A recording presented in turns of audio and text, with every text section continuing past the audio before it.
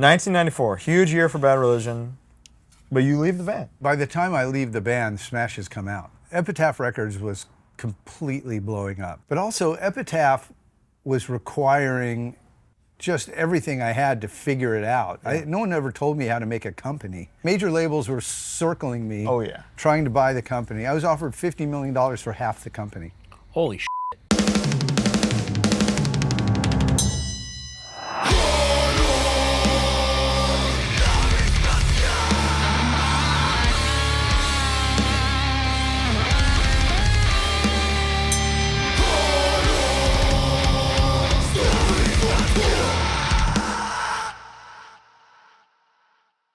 Hello, welcome. It's HardLore time. How you doing, Bo? I'm doing so good today. Colin, who do we have? It's a special day. It's a special day for us, special day for you all. It's a rare treat here. We're live and in person once again in sunny California at Brain Dead Studios in Hollywood, California. We've got with us today one of my favorite songwriters to ever live, to ever grace this earth, a punk rock pioneer, a San Fernando Valley legend, Epitaph Records founder, Bad Religion co-founder, Mr. BRETT GUREWITZ. How are you, sir? Good to be here. Thanks for being here. Beautiful day. January, the sun is shining, the moon is shining. How you doing? Feeling good. Ready to pot it up. Let's pot it up. Hell yeah. Let's, how's 2025 for Epitaph? How's 2026 looking for Epitaph? Epitaph was crushing in 2025. 2026 looks even better. Yeah. Wow. We've been on a roll. It's a lot of fun. Things are going well. New Drain just came out. New Drain just came out. New Converge is coming out. Just dropped a track Friday. Is that fully Epitaph? Yeah. Wow. No, Death Wish does the vinyl. Vinyl. They've been on Epitaph for years. A lot of people don't know. Yeah. In fact, well, I won't reveal that here, but off camera I'll tell you something about that. And New Joyce Manor is about to drop. Yeah, you're a big part of that, right? Yeah, I produced that one. Wow. Yeah. No kidding. Yeah. I haven't produced a record since the last Rancid record, so that was fun. Oh. Welcome back. Wow. Let's go back in time here. Let's fire up the flux capacitor. Tell me about growing up in the West Valley. Yeah. And where you discovered your passion for music and how that led to punk music. Well, I mean, I always loved music, from being a really young boy. Although, none of my parents are musical in the slightest. Really? Yeah. Really? My dad's got tin ear and no rhythm. And I don't know, my mom can sing Happy Birthday, but that's about it. Banger. My dad can't even sing Happy Birthday on key. But he was on record as being very supportive. Yeah. We'll get put there. a pin in that. Yeah, it's coming. But I always loved music as a kid. Like it just when I heard music, it would drive me crazy. I always loved it, and sort of just grew up listening to my parents' 8-track tapes and AM radio in Los Angeles, 93 KHJ. Wow. So just grew up like a regular California kid on probably like a lot of Beatles and Zeppelin and Jackson 5 and whatever's on the radio. Sure. And always loved it. Always had songs going through my head. Always humming songs. And I don't know. The first record I ever bought was Cosmo's Factory by Creedence Clearwater. Wow. So banger. Yeah. And the way I bought that one is my mom said, "Hey, do you want to buy a record?" And I said, yeah. She was going to Sears. She asked, I said I could go with her. And so I went to one of the big kids on the block and I said, my mom's letting me get a record. What should I get? And I think Cosmo's Factory was new at that time. It was the mid-'70s or something. So he said, get Cosmo's Factory. So anyway, yeah. So that was my first record. And You never forget that. Yeah. Did you take anything away melodically from CCR? Well, I mean, those guys are they've had so many great songs, but I'm sure I did, but I mean, they were so bluesy. Big time. But I will tell you an anecdote that I've not shared elsewhere that it just really is something that was a full circle moment for me. much later, in my 50s. But Greg Hetson, who was a foundational member of Bad Religion, Big part of the band. texted me a picture of a page of a book. And he said, dude, check this out. This is from John Fogerty's autobiography. John Fogerty, the singer of Creedence Clearwater, who I grew up on, my first record. And in the book, it was the part of the book where he was reflecting about when punk happened. Whoa. And he said, well, a lot of people won't remember that punk was really a reaction to disco, which that's not all it was, but it was if you were there, because there used to be punk rock T-shirts that said "disco sucks" with a safety pin or whatever. Yeah. And you can argue that, like, as was heavy metal, as was hard rock. Yeah, in for general. sure, for sure. But that's what Fogerty said. Sure. And he said, and I never really got into punk rock, but there were a few good songs, like "Sorrow" from Bad Religion. That's a good song. And I was just like, I read that, and I was like, holy shit. One good punk song, and it is "Sorrow." It's the one he mentions in his autobiography. Wow. And I wrote that one. That's awesome. And it does have the sort of the DNA of like a Creedence or a Big time. like a classic rock song, and the when you chord take away the progression. drums, Yeah. The chord changes. It's got an Americana feel. Yeah, to your point, their music is in the DNA of a lot of American rock music. Yeah. It just is. But anyway, the fact that like he knew my song incredible. is really powerful for me. Yeah. Beautiful. Yeah. Wow. So how does that lead to punk music, and what is punk music when you find it? All right. Well, so my path was, I discovered just popular music on the radio. Then I discovered like popular rock music. Sort of my first crush was like rock and roll crush was Elton John. When I was I was 13. That was 1975. So Okay. it was like he had put out Honky Chateau, and it was Goodbye Yellow Brick Road, really. Banger. And that was sort of like, I was still in elementary school, but it was the peak of glam rock, right? And so Elton John was this gateway for me to like David Bowie and Alice Cooper and this glam thing that was happening. Now, I wasn't doing that because it was like the big teenagers were doing it. I was like, and then, one day when I was, probably in the late 70s, I walked into a local record store, which as a fellow Valley kid, you'll know, Licorice Pizza. Of course. And they had their import section, and they had their, and the punk records were like mixed up with the import section. But I always used to check things out. And the guy in the store goes, hey man, you've got to check out this record. And it wasn't an import, but he gave me the Ramones' first album. And yeah, as for many people, that was sort of the genesis of my punk rock transformation, my journey. Wow. Yeah. And that's not that long before Bad Religion would exist, it seems. No, I Just mean chronologically. when you're a kid, 3 years, Yeah, you that's forever. When you're in 7th grade, 10th grade seems really far away. But no, it was Bad Religion's first record came out in 80 or 81. We made it in 80, but I think the 7-inch probably dropped in 81. Well, let's get to that. How do you, Greg and Jay both went to El Camino with you. Yeah, so Elko. punk rock didn't exist in the Valley at that time. It was in Hollywood. It was in the city, and but Who would that have been at the time?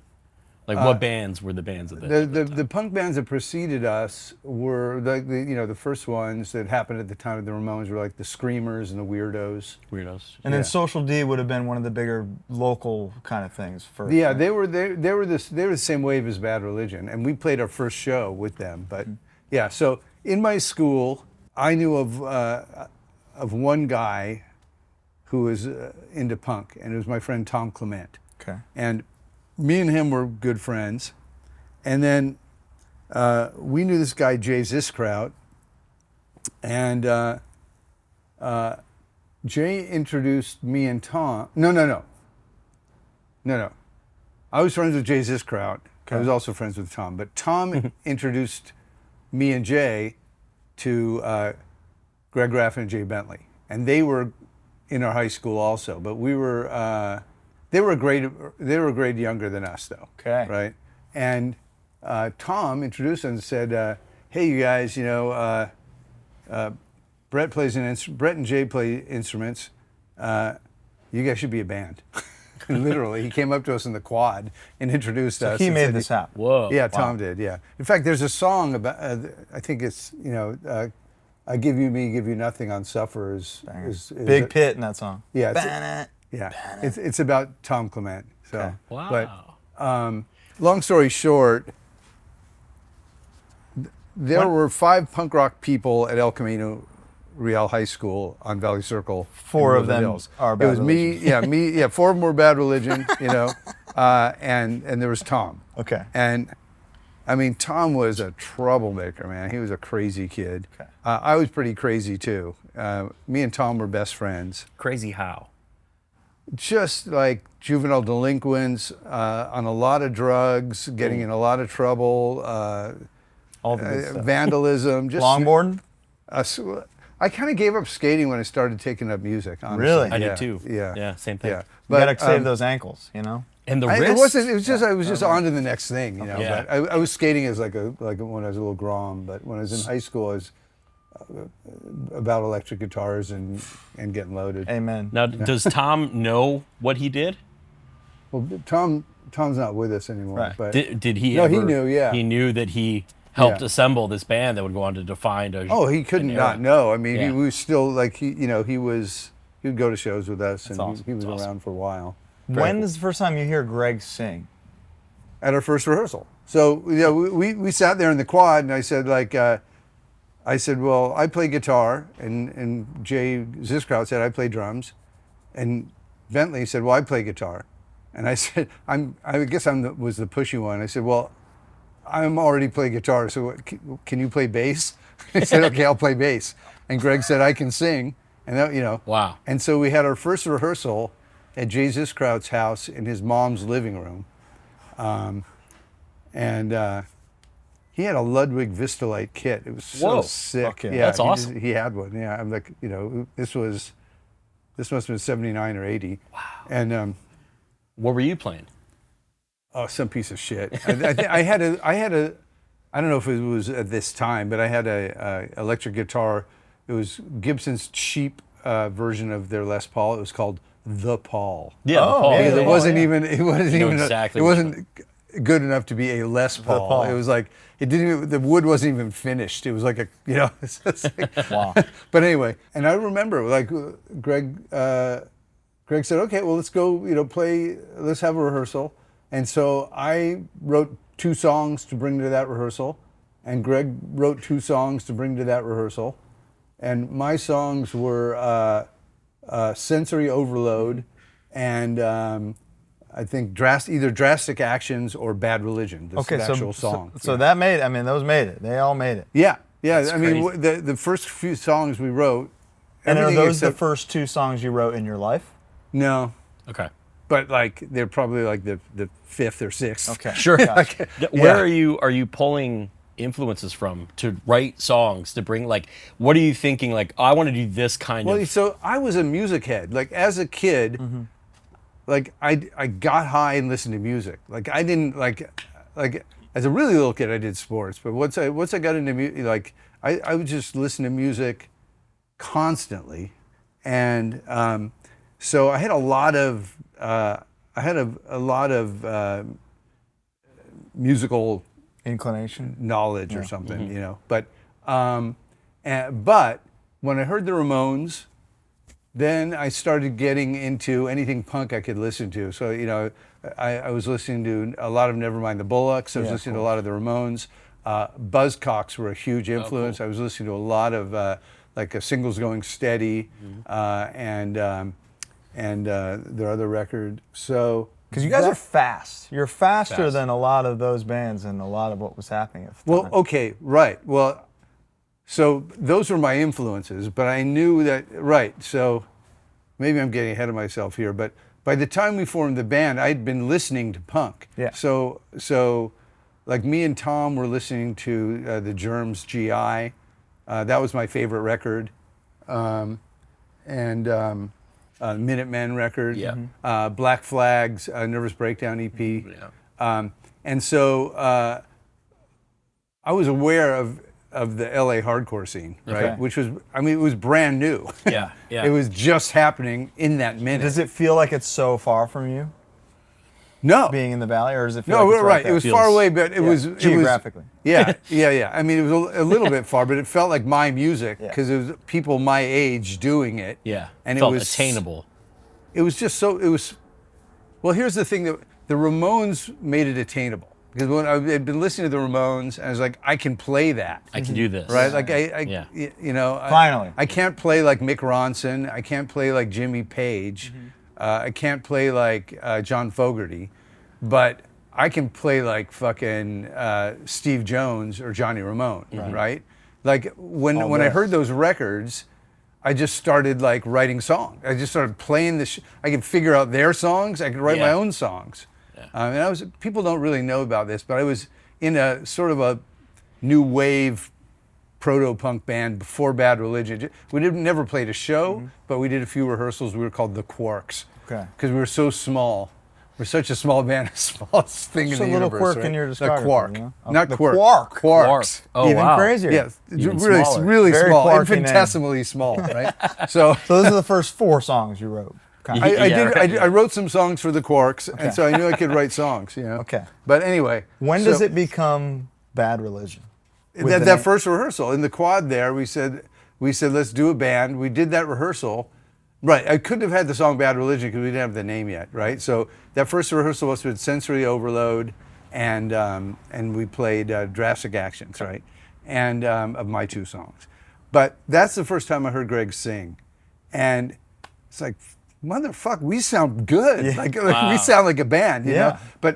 But we knew we were going to be an LA hardcore punk band. It wasn't like, hey, be in a band. Hey, you guys should be in a band. It was just we You knew weren't what thinking kind of about band. the 7-part No, we all harmonies knew. you'd be doing. No, we all knew what our favorite bands were, right? It was Black Flag. It was like the shit that's happening, right? The Germs, Black Flag. So we were forming a hardcore band from day one, and so we knew we had to play insanely fast, right? We're playing as fast as we could and aggressive, but I do remember, like when we started playing, that I was shocked that I thought it was good. Yeah. I thought it was going to suck. It shouldn't have been good. It shouldn't have been good. There's No, it should not have been good. It Like really from was. like the first minute, you know what I mean? Yeah. I mean, and I think so. Like our first show, we probably only had 7 or 8 songs, you know, and that was we got invited to play a garage, like a warehouse party, and that was with Social Distortion, Right. and we played it, and I remember Tom said, "You guys are actually really good. Don't break up." That's what he said, you know, which we followed those instructions For a little while, right? We didn't break up. Let me ask you. You've used punk and punk rock, and then hardcore punk rock, and then hardcore. Yeah. In that order, since we've started talking, how at that time were you distinguishing between the 2 subgenres? There was punk, and then there was hardcore. And hardcore, we didn't call it hardcore punk. We just called it hardcore, unless you'd never heard of punk. Sure. Yeah. You Right. know what I Right. mean? Right. Like, if I was explaining it to my mom, Yeah. I would say it's hardcore punk. Mom, I know you're listening. That's the difference. But yeah, punk was slower, and it wasn't as pissed off, and it wasn't as confrontational. Okay. Yeah, but it was you know, hardcore was, you know, it's the difference between porn and hardcore porn, I guess. Okay. You know? Okay. Yeah. Sure. It's just more. So the confrontational hardcore aspect is what leads to the name Bad Religion. It was just kind of a fuck you. Well, yeah. I mean, it didn't. It's not that we were thinking we have to be confrontational. Sure. It just had to be harder. It had to be more aggressive, faster. You couldn't be the Spoons or something. It had to Couldn't be the Quarks. You couldn't be the Quarks. No, had to be Bad Religion. It wasn't about fun. It was about, you know, it was about full commitment and aggression, and, you know, I mean, you're bound to get to the question in this podcast. So I'll just go there now. Like, what is punk, right? Yeah. Because if you're going to be more of something, then we have to know what the something is, right? I think you know it when you hear it. Yeah. Right. That's the Louis Armstrong answer, which is, if you have to ask, you'll never know. That's right. So there's that. That's a good answer. That's how we describe jazz, right? Of course. Wow. Okay. But I think punk itself is a refutation of the idea that you need permission to be a creator. Whoa. It's it. saying you don't need any credentials, you don't need any experience. All you need is a desire to express yourself, and we refute the idea of permission. Wow. You know, and that's what punk is. That's what the Ramones were doing. Like, no, we're not virtuosos. No, we're not good looking. We just want to fucking rock. You know, we're gonna fucking do this, and you know, and they fucking did it well, and they sort of opened that door for the whole generation of punk rockers. They opened the door for hardcore punks to take that even further. You know, and that's what it was more of. You know, I think you know, punk said you don't need permission, and hardcore, you know, you don't need permission to open the door. And hardcore said, there is no door, you know? So, Well said. Prolific. yeah. Incredibly well said. Really good. So it was just, and that, you know, that's something that's I think important to document, and I think a lot of people know it, but a lot of people also don't. That what we call hardcore today started in Los Angeles, you know. It didn't start in Detroit. It didn't start in New York. It didn't start in London. I think the first British hardcore band was Discharge. Discharge, and that was 1982. You know, but it started in L.A. You know, and you know, and then it went to you know, D.C. and then Chicago. Negative Approach maybe perfected it, and then New York perfected it again. Yeah, well, that's your opinion. what would you attribute to being the first hardcore record? Was it Out of Vogue? No, I think, well, so the first the first one that was the first punk record that was sort of pure chaos, all the rules are gone, was GI by the Germs. Yeah. Okay.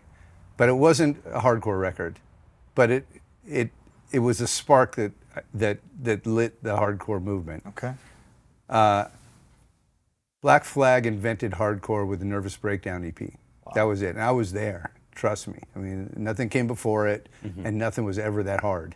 No shade on Negative Approach, but to me, you know, then a lot of bands in LA put out hardcore punk records. Bad Religion did it, Adolescents did it, but I think the one that sort of perfected the template in terms of how fast, how tight it can be was Minor Threat. And so those first two Minor Threat EPs, I think, were sort of the pinnacle of the form for me. But anyway, and then a lot of great hardcore records after that. We'll too. bring those up again a little later for something. The Crossbuster. Yeah. How soon after the name does the logo come into play? Really fast. So we had a band meeting in Jay's living room, and throwing out a bunch of shitty names. Don't ask me to say what they were; they're embarrassing. Okay. But we ended up with Bad Religion, and Can we have one? One embarrassing no, bad. no. No, I mean, they're so bad. Off camera, maybe I'll tell you. Okay. But thank God we didn't pick any of those. We wouldn't be here talking today, probably. But we came up with Bad Religion, and that was auspicious, especially for me and Greg as songwriters, because even though we love, you know, we love punk rock and we love rock music, we're also kind of deep down, we're nerds, and we're both interested in science and philosophy. It's random, I know, but and so Bad Religion was a great name because it let us write about all kinds of things that were different than what other punk bands write about. Makes you kind of wonder, what is that? Like, what does Bad Religion mean? Exactly. So, Yeah. but anyway, so we came with Bad Religion, and then next rehearsal I came to the, you know, and I was a creative kid. I like doing music and poetry and creative writing and art too. I used to draw. including making flyers. But even before that, I used to just draw pictures. So I went into my little art table at home, and I came to rehearsal with a Crossbuster. next rehearsal, yeah. Do you know how many Jesus detentions Christ. you handed out with that? How many what? How many detentions you handed out across the Oh country man, for the next? I feel so grateful for that. Yeah. A lot Yeah. of bodies soiled a lot with of that bodies beautiful from- symbol. Yeah, but you know, though, I mean, I have to say, it was interesting. I think probably the greatest punk logo of all time has got to be Black Flag, because there's nothing Bars. easy. Yeah, So the beautiful. bars are so just. They're everywhere too. You see They them are. in ferns on Yeah, the yeah, street. yeah. See them Yeah. on buses. I was obsessed with the Dead Kennedys logo when I was a kid. Great It was logo. one of those ones that I would try to draw over and over. Yeah, DK is another one of the great Obsessed ones. with it. And Circle Jerks guy. The guy. well, but that's the not guy. as strong because you No, can't no, draw You it. can't draw Can't that. draw You it. can't draw Anybody it. can do The, 4 the yeah. bars. Crossbuster is. Yeah. If you got a Yeah. hand, that thing can come out. So, but so that Crossbuster logo was this kind of thing where it spread across the world Yeah. like wildfire, like just because it's not just easy to draw and recognize, but it's also international. Yeah. You Yeah. know, like Yeah. it's The cross is recognized Yeah, I mean- all over the globe. after we dropped our 7-inch, we started getting fan mail from fucking Italy and Spain and Netherlands and Germany. In Like 81. I had no idea, but I think the Crossbuster logo for a generation of kids who were growing up under,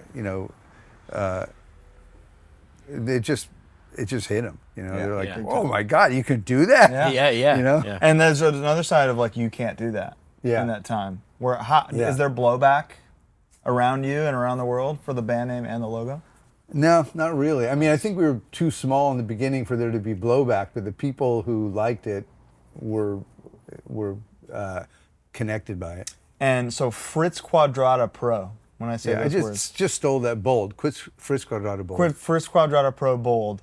Yeah, I just took it from Black Flag. Okay. Yeah, my favorite punk band. Confirmed. There Yeah. you go. Yeah. So Oh, is that the font? That's the font. The type Yeah. Same- no one's font. ever asked me about that, but yep, straight I up. bought it. I've spent Yeah. $40 on Well, it. Like, it has to be. I did a lot of our Yeah, subtitles with it it. has to be this font. This is the punk font.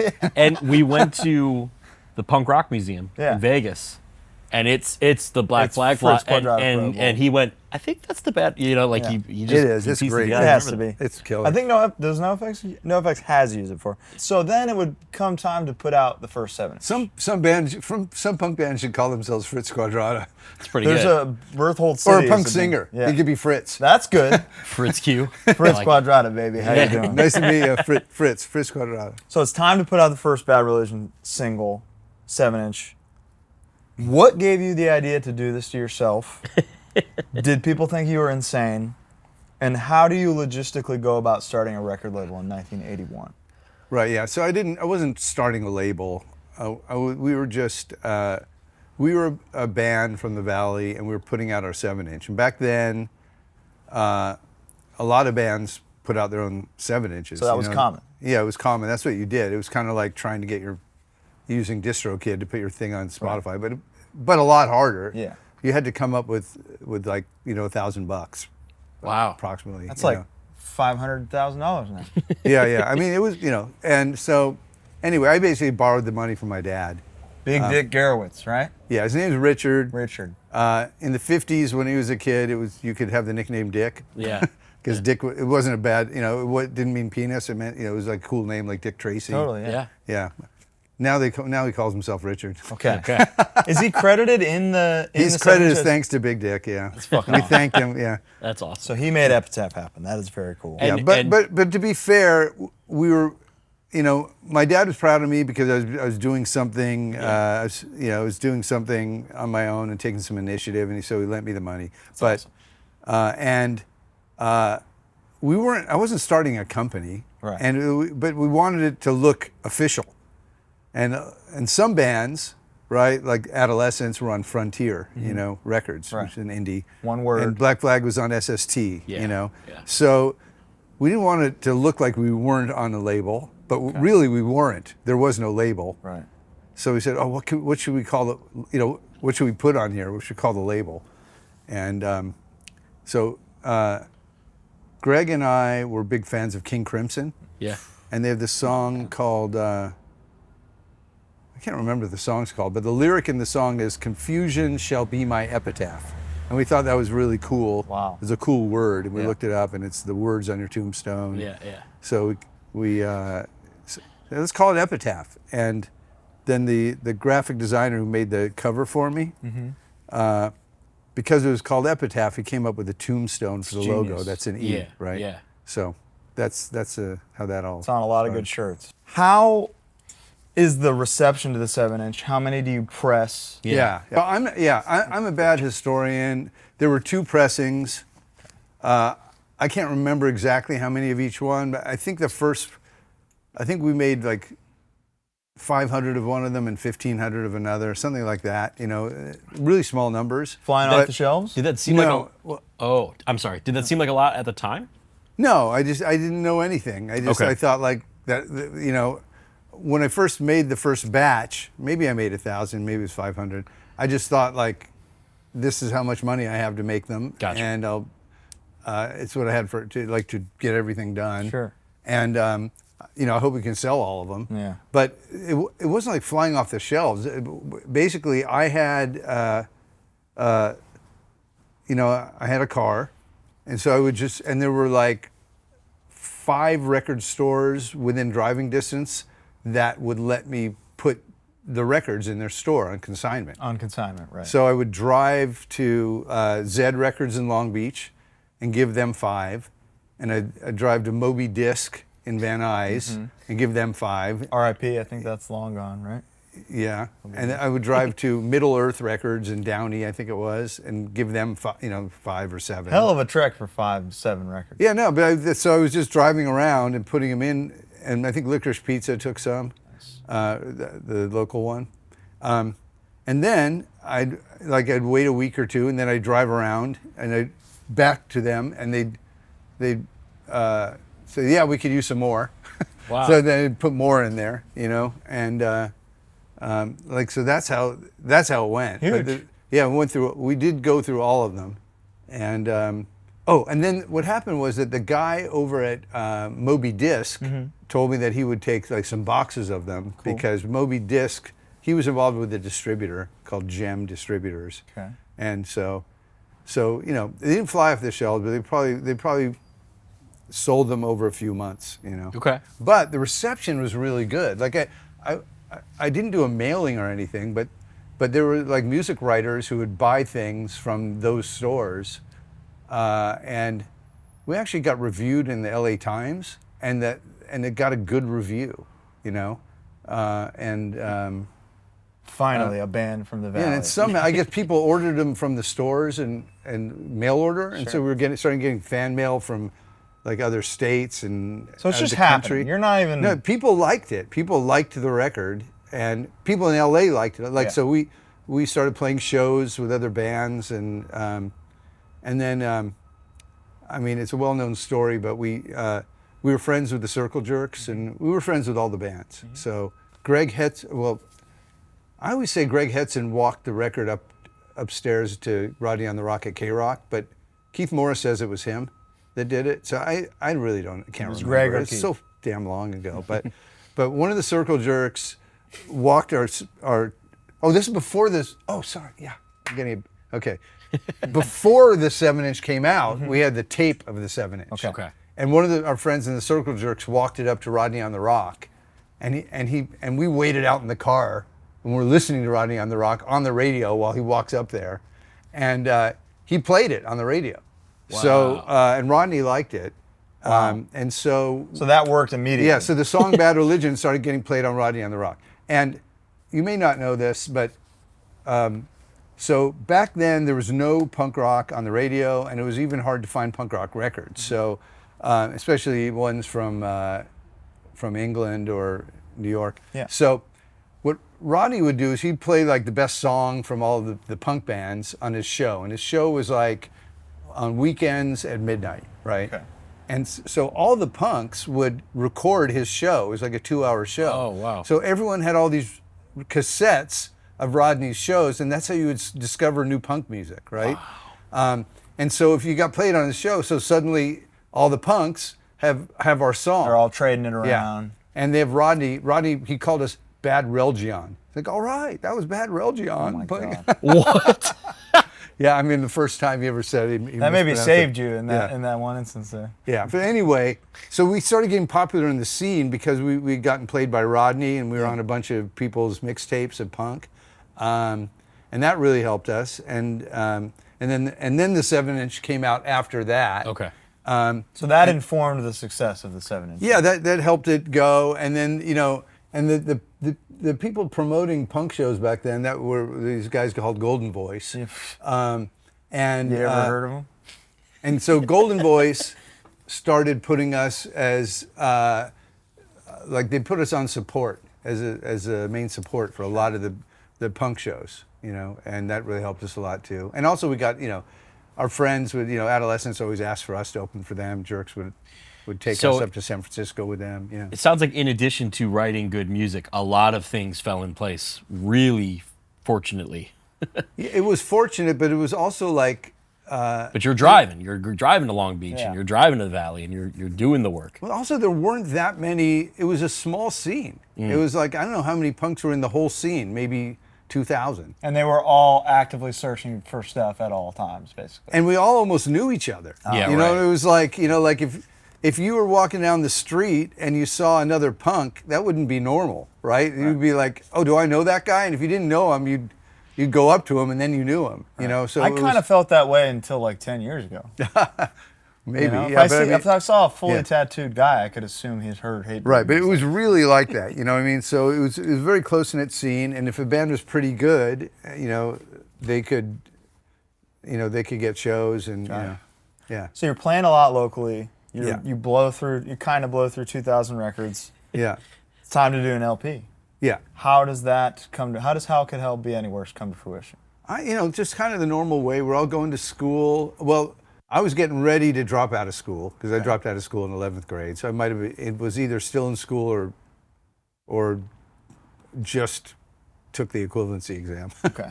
But you did take the equivalency. I did, yeah. Congrats. Thank you. Yeah, I've got it hanging on my wall still. good, Just good. kidding.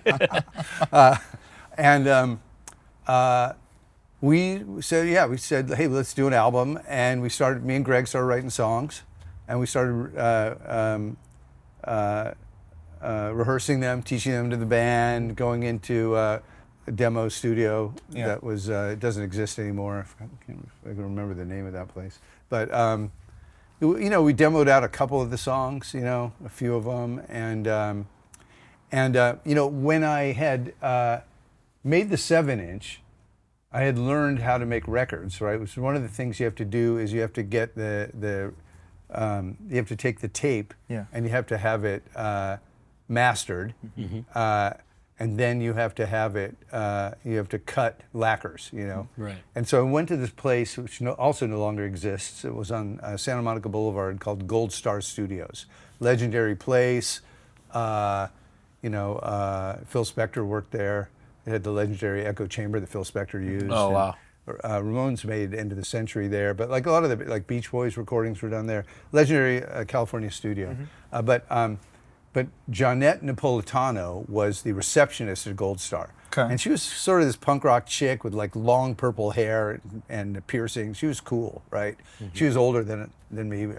So I was super impressed by her. And she's like, hey, you guys are great. You should, and we actually became friends, but she goes, if you ever make an LP, you should have my boyfriend, Jim, engineer and produce it. And so her boyfriend was Jim Mankey, who was in Sparks, another pretty legendary band. Jim's brother, Earl Mankey, was like the main guy in Sparks. Okay. But anyway, so I took her up on that, and we hired Jim to make. How long does the writing take before all of this stuff? Like, what do you have? Do you just come in loaded with "We're Only Gonna Die" right off the bat? No, so I've always felt grateful that I have Greg as a co-writer. Yeah. Because punk records have a lot of songs. Yeah. It's not like a Pink Floyd record. It might have 6 songs because one of them takes up a whole side. You have to write like 15 2-minute songs. Yeah, it's a lot. But I always wrote like 7 or 8, and Greg always wrote 7 or 8. That's so how it was. it's easier to do, right? Yeah, of course. And so With some rare exceptions of like joint credited songs. well, we between started two. taking joint credit around the time of Process of Belief. There's a couple earlier ones too. Right. So those couple of We'll get earlier there. ones really are. Yeah. Like Suffer, we sat down and wrote together. Wow. The song Suffer. But at Process of Belief on, we just are sharing credit. We still wrote them separately. Yeah. Okay. Yeah, okay. Interesting. Gotcha. But anyway, yeah, so we only each really had to write 7. And I don't Do know. they get refined when you get together and all that, or are they pretty done? They're pretty done. It's then And you guys yeah, think yeah. so similarly. It's And- crazy. I know. Are there know. veto situations? Like, does anyone bring something where the other's like, nah? Exceedingly rare. Sure. Yeah, and I can't think of any. And there's a couple JB sides, maybe. You know. Yeah. No, Jay, like everyone's welcome to contribute a song. Sure. But Jay does write songs, but I just think I don't know, like he has a certain amount of insecurity or something. Like when he brought a song in, we'd do it. But I think maybe he's intimidated by how fast and how prolific Greg and I were. You know? Totally. I don't know. 100%. Yeah. By this time, for this first LP, had you upgraded from the Paul? Do you remember what you were playing at that time? Yeah, so the Paul got stolen. Like the LA punk scene used to be fucking crime ridden. Like I mean, I used to have gear stolen just because I parked my car in Hollywood. Hollywood didn't.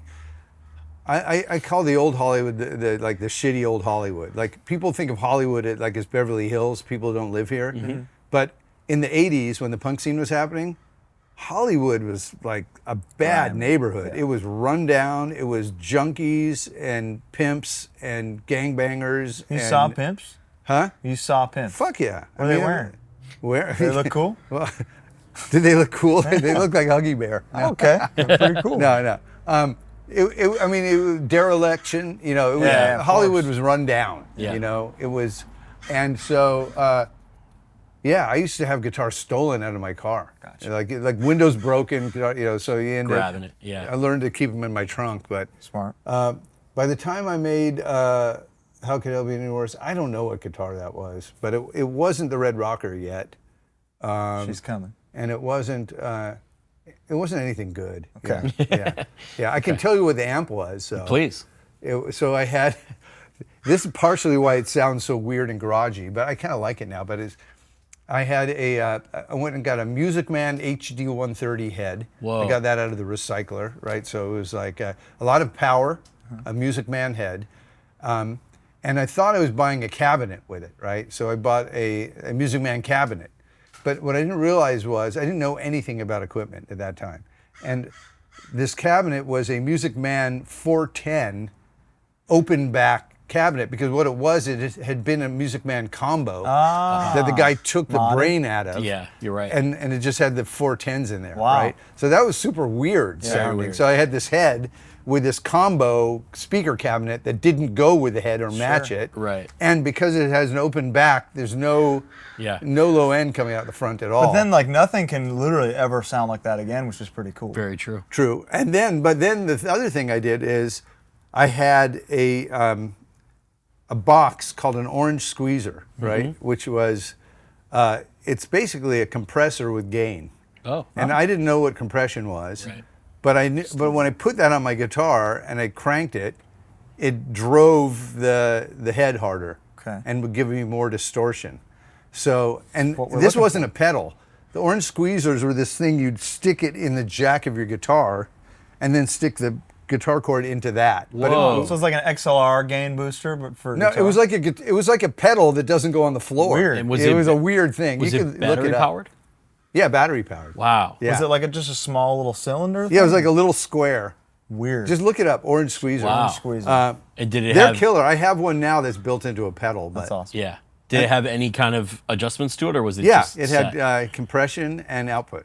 Okay. And Wow. gain, right? So it's like fixed threshold, and then I don't know, I think it's a fixed ratio, and then the compression was just lowering the threshold. Right. And then the gain was makeup gain. So Right. I just fucking squashed it and then cranked the gain. Yeah. And I've got the sound.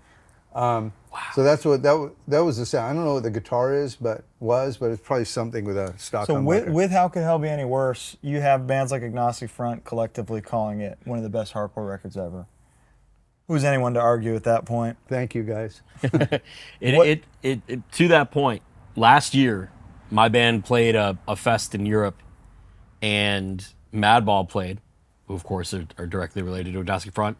You guys were also playing this fest. I think it was Full Force or Brutal Assault, the one with all the machinery. Yeah. There's like diggers, big. I don't know. It's a weird one in Germany. I don't know.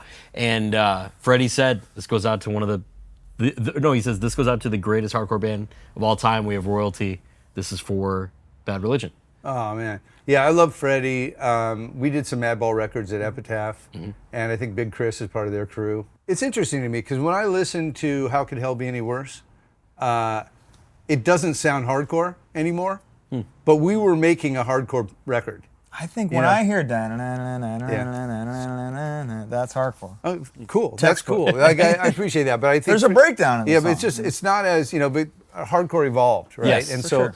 so I think a lot of fans of the genre or a lot of new kids into the scene won't think that's a hardcore record, but it was. Yeah. And then hardcore evolved, but that was a hardcore album.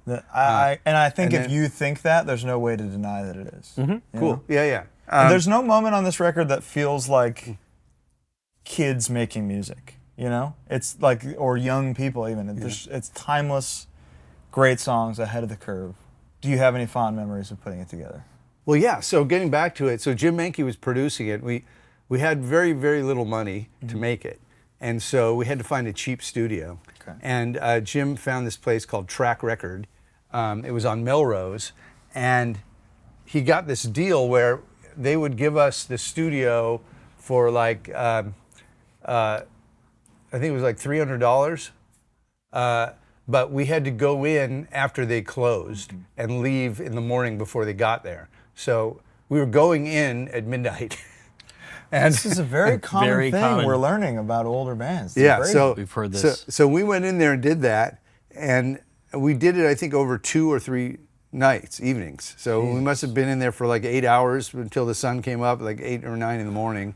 And are you tracking separately, or are you tracking? No, we tracked all together, but I think then we would have had to have overdubbed the vocals after. Yeah, but we were playing together live, and the drummer by that time, this crowd had already quit the band, and so Pete was his drum roadie or tech friend, whatever. We weren't professional, but Pete could play drums, sort of, and he practiced his ass off.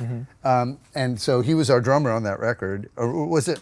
I think he actually played drums on half the record. Yeah, that like this crowd quit during the record. That's insane. Yeah, I think it's probably one of his biggest regrets because I'm still in touch with him. But anyway, though, so yeah, it was really fun. We recorded we were really one of our.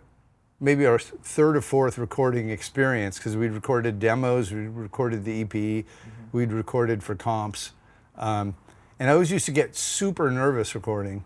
I remember, when one of the vivid memories I can never forget is when Jim would say, "Okay, recording," and I'd hear it in my headphones.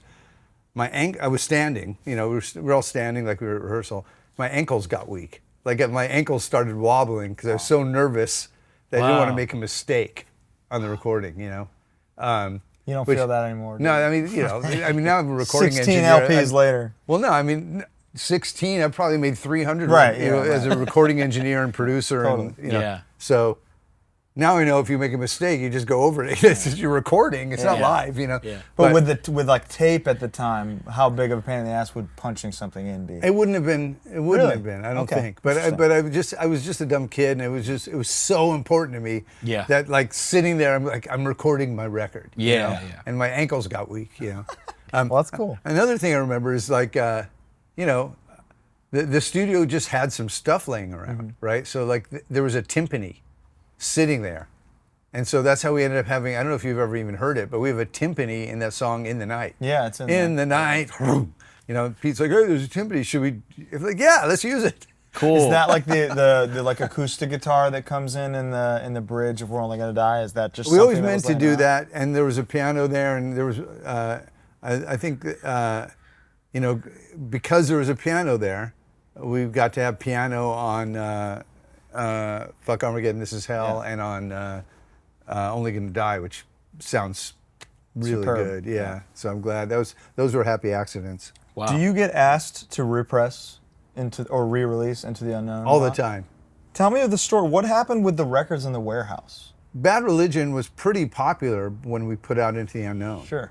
And so we actually, I think I made 10,000, and we got orders for all 10,000.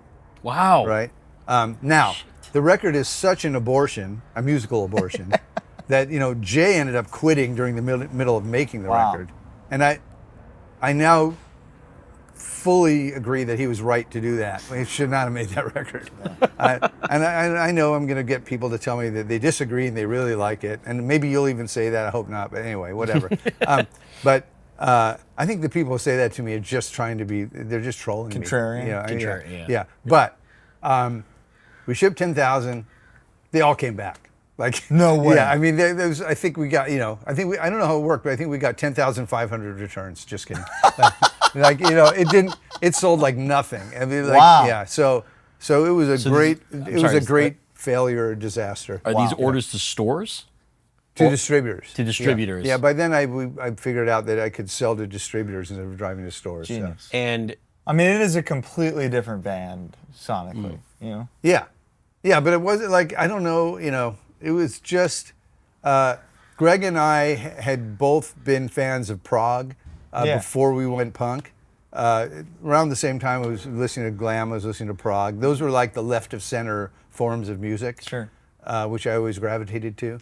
And we had that in common. Like, we both liked Yes and ELP and King Crimson. And so anyway, I don't know what we were thinking, but in '83, the LA hardcore kids were growing their hair long and getting keyboards, right? Yeah, totally. TSOL, who we loved and looked up to, had a keyboard, but they were going more like post-punk with it, right? Doing like what the British bands were doing.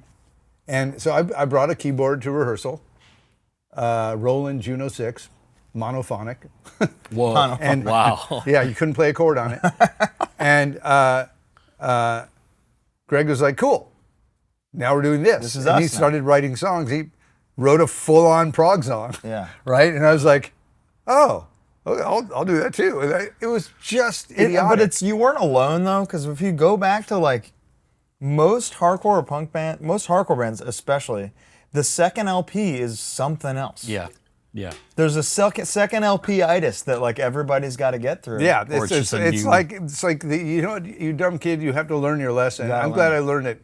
I'm glad I learned it early. You learned it That's what I chalk that up to. You know, it's success is not about never making mistakes. It's about never making a catastrophic mistake. Yeah. We Right? only 'Cause learn from failure. As long as you don't do make we any fall? catastrophic mistake, Yeah. your mistakes just make you better because you just 100%. learn from all of them. 100%. Right? So that was a really good lesson that we learned early.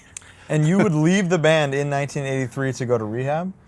Yeah, so it would be convenient for me to blame drugs on that record, or blame that record on drugs. Yeah, sure. But I would, you know, through all of this that we've talked about thus far, I was a recreational drug enthusiast. Oh, enthusiast. Yeah, Big fan. big fan of it, and highly accomplished. in Okay, my field. okay, all right, Yeah. congrats. Outstanding in my field. You got the GED, and you're an enthusiast. Yeah, and Unbelievable. I was great at writing punk songs and getting high. So, Is there, and this can be discography wide. This may be a crazy question. Is there a song that you can attribute to drug use that you hear and you go, that was fucking awesome? I'm glad I did those drugs that day. No, not at all. I mean, drugs don't help that? me drugs don't help me be creative. Excellent. That was a trick question. Yeah. Passed. Yeah. It's unbelievable. Yeah, no, I mean, in fact, I think I wrote all my best songs when I was clean and sober. You hear that? Hear that? You hear that shit? Kids? Yeah. Straight edge. No, I'm not straight edge, but I'm clean and sober, damn and you know, no shade on straight edge either, but you do not need mood altering chemicals to be creative. In fact, I think it inhibits creativity, and I think it inhibits productivity. For those who are straight edge and never tried mind expanding chemicals, I would say you're missing out on something. I do think that all the acid and psychedelics I experimented with really opened my mind and made me a better person. I will not say that for narcotics or alcohol or anything like that. Yeah. Understood. So, Well, as far as whole the other discussion. Yeah. My head's big enough. I don't need to expand my mind. All right, we'll talk later. Pardon this interruption. We got to tell you about some very important things before we continue this landmark episode with the co-founder of one of the greatest bands to ever exist.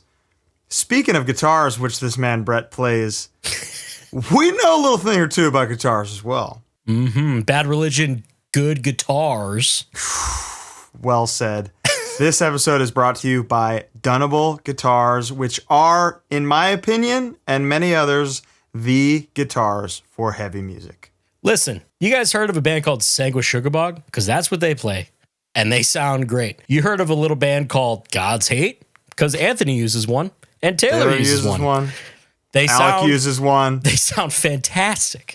They have a variety of different tones, and the 25.5 scale allows for better tuning stability in lower tuning. So if you're going down to C sharp standard, like all my favorite bands, or if you're in E standard, like Bad Religion, Dunnable is the move. And you can either find your dream guitar in the Dunnable USA custom shop, design it, make it, spec it out exactly like you see fit, or the more affordable, essential Dunnable DE guitars. Dunnable just recently started putting out a 7-string guitar.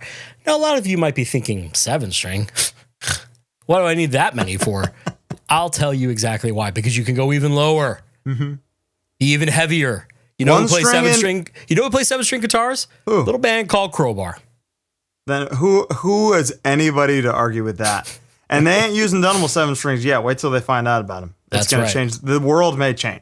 That's right. So head over to the Dunnable site right now. Use code HardLore and get 15% off. This might be the craziest deal we've ever offered, considering what it costs to build a custom guitar. 15% off a guitar is insane. This is insane. Please go now. We're so lucky to ever do anything with them ever. They're my favorite guitars on earth. They're going to be yours. This episode is also brought to you by the great Timeless Coffee, the first ever vegan roastery and bakery in America, founded with the sole purpose of being the punk and hardcore hangout, the spot in the Bay Area. They ship beans nationwide. You can set up a schedule. You can send them as gifts. You can set up your grind size, your frequency, how often you want your beans, if you want beans at all, if you want some pre-ground stuff. It's unbelievable. They got baked goods. The cookies, don't even worry about it. They're unbelievable, and they ship within 24 hours of being baked. How is that possible? Everything is possible at Timeless. And if you live in the Bay, get a custom cake made. They're insane. I've had them. They look beautiful. These bakers are taking over the world now, okay? And also, lest we forget, this is an operation owned and operated by punk, hardcore adjacent people. So head over to Timeless Coffee. Use code HardLore. Get 15% off your order and get caffeinated, right? The Timeless way. Back to the episode. So between 83 and 87, what's Epitaph up to? Does the label grow incrementally in this time? No. So where we left off, I went to Rehab. Greg is really diving into his studies at UCLA. Yeah. He's a serious student, always had been. Greg never messed with drugs. He was around them, but he never did. Never did any. Do people give him shit for that in the time? No. Everyone respected it in the scene, and he'd be around it, and he was interested in it from a scientific standpoint. That tracks. Analytical, yeah. Yeah, but so I went to. I dropped out of school. Took the equivalency. I went to junior college. I went to art school. I went to vocational school to learn recording. I was just trying to find my path. Sure. And I really loved recording. I discovered I really loved sound recording. Yeah. And I started doing a lot of that. I started a recording studio with my friend John Girdler, and with the Girdler. And so I was doing a lot of recording. Greg was doing a lot of going to school. Smart stuff. Yeah. And, you know, Greg called me up. We hadn't done anything for a few years. And so I guess it was around, you say between 83 and 87? Yeah, yeah. So I got clean and sober April 14th, 1987. Wow. And that was the first time I got clean. So I had just gotten clean, and I get a phone call from Greg. He's like, "Hey man, the band's been playing the whole time. Hetson kind of took my place as the full-time guitar player. A lot of people think Bad Religion always had two guitar players, but it wasn't. It was just I was the guitar player. Greg did a solo on the first LP, Right. but he wasn't. You know, when we play live, it was just you. It's just one guitar. And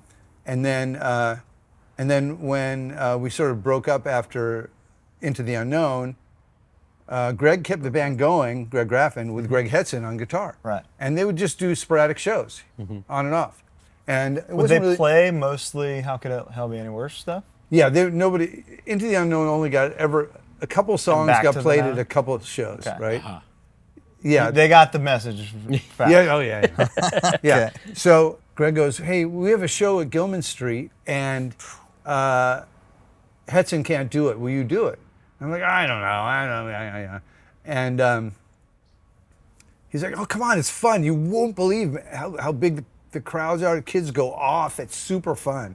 It's way bigger than it ever was." I'm like, "Really?" He's like, "Yeah." And I'm like, "Well, all right. You know, I've just gotten clean and sober. I was like, I was in my studio. You know, so like, okay, let's do it." So we played a show at Gilman. It was super fun, right? I mean, that's still like the best room for hardcore music on earth. To this day. Yeah, it's great. It's a great club. And so that happened, and then we sort of dipped our toe back in by doing the Back to the Known EP, by saying Back to the Known was sort of our wink of saying like, okay, just kidding. You know, like, can we have a do-over, right? How And was that received?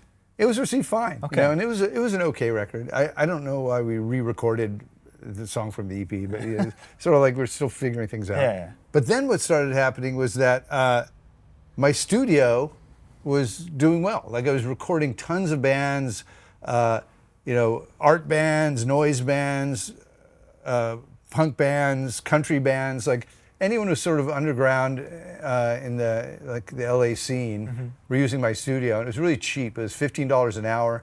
It's called West Beach Recorders. $15 an hour, you got me and Insane. the studio, Wow. and I was doing the recording. That's McDonald's rates now. You know? I know. I mean, I was barely. I could hardly live off what I was making, but it was like I was probably working 80 to 100 hours a week, just recording. Well, you loved it. I loved it, Yeah. and I was getting really good at it by doing so much of it, and I started to get a reputation. Like, you know, you want to get a good sound for cheap, go here. Like, if you had $150, you know, you could get in my studio for 10 hours. So for $300, fucking crazy. bands, if you knew your music, I could make you a record in 2 days. I could make you a record for $300. I was doing that for bands. Insane. And do you think, was it like, hey, the guy from Bad Religion? No, has a it wasn't studio? that so much yet because we hadn't done Suffer yet. But I was cutting my teeth. I was like so I was making all these good sounding recordings for other people. Gotcha. So when Greg in '87-ish said, "Hey, let's make another album," I was like, "Fuck yeah, let's do it. I'll record it. I can make it sound good." Yeah. You know, because punk records didn't really sound good except Ramones and the Clash and the Pistols. Right. You know, like most punk records had sounded bad prior to that time. 87 is kind of when they start to sound like Age of Quarrel. 86 sounds really good. Yeah. And then like anything, all the Don Fury stuff, late 80s. Yeah. Late Suffer 80s. sounds unbelievable. Suffer sounds good. It sounds fun. Because Like, I had spent 10,000 hours learning how to record other people's bands just because I loved doing it. Yeah. And so I'm like, fuck yeah, let's do that. So then the band agreed to do it. And so now we were two guitar players because we wanted to keep Hetson in. Yeah.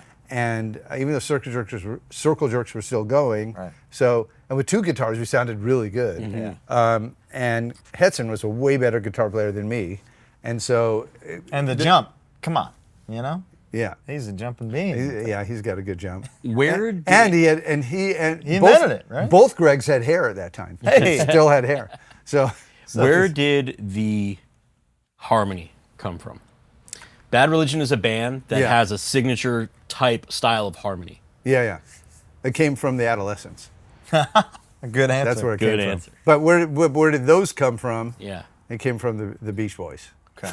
Wow. You know, That I all mean, it's tracks. California. You know, we all grew up on the Beatles and the Beach Boys, growing up in California, and Adolescents were my favorite band in the scene, and I tried to do that style of stuff on How Could Hell Be Any Worse. Like a couple of the songs, like White Trash, Second Generation, and also American Dream. Like we did a little bit of harmonies and background vocals. The oohs and ahs. Yeah, we did a little on How Could Hell Be Any Worse, and I was trying to be like the Adolescents. You really dialed it in by dialed yourself. it Yeah, in. so when we did Suffer, I knew I wanted to do that.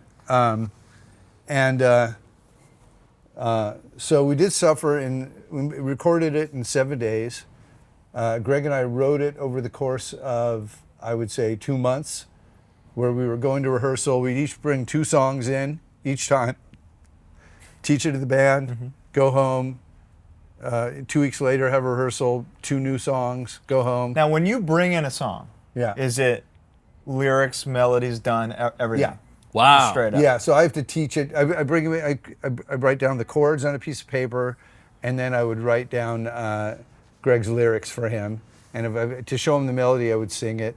Although I had my studio by then, so Yeah. sometimes I could demo Here's it the demo. without him. Yeah. But I didn't have, you know, like usually not. Usually I'd just bring the chords, and you know, I'd give him the song, and then I would sing it, and he'd go like, okay, and then he'd do it 20 times better. But he'd get the idea of, Sure. you know.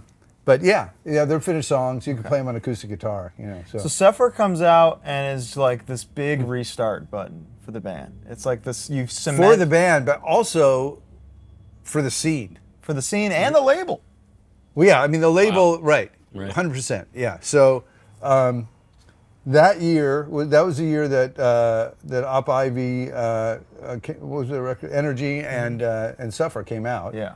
And or then maybe they came out pretty Around close. the same time. Theirs came out, I think, the following year, but like 6 months later. But yeah, everyone, Suffer was beloved. Flipside, which was sort of like the Bible of the LA scene, called it Best Album of the Year. And Maximum Rock and Roll, which is the Bible of the East Bay scene, called it Album of the Year also. Wow. And it was the album that year, and it was, you know, if you went into a parking lot of a punk rock show, that you heard it coming out of every window, and people are hanging out in the car before going in. And yeah, everything started blowing up from there. Do what you want as the punk ethos statement in 1988 is all anybody was looking for, you know?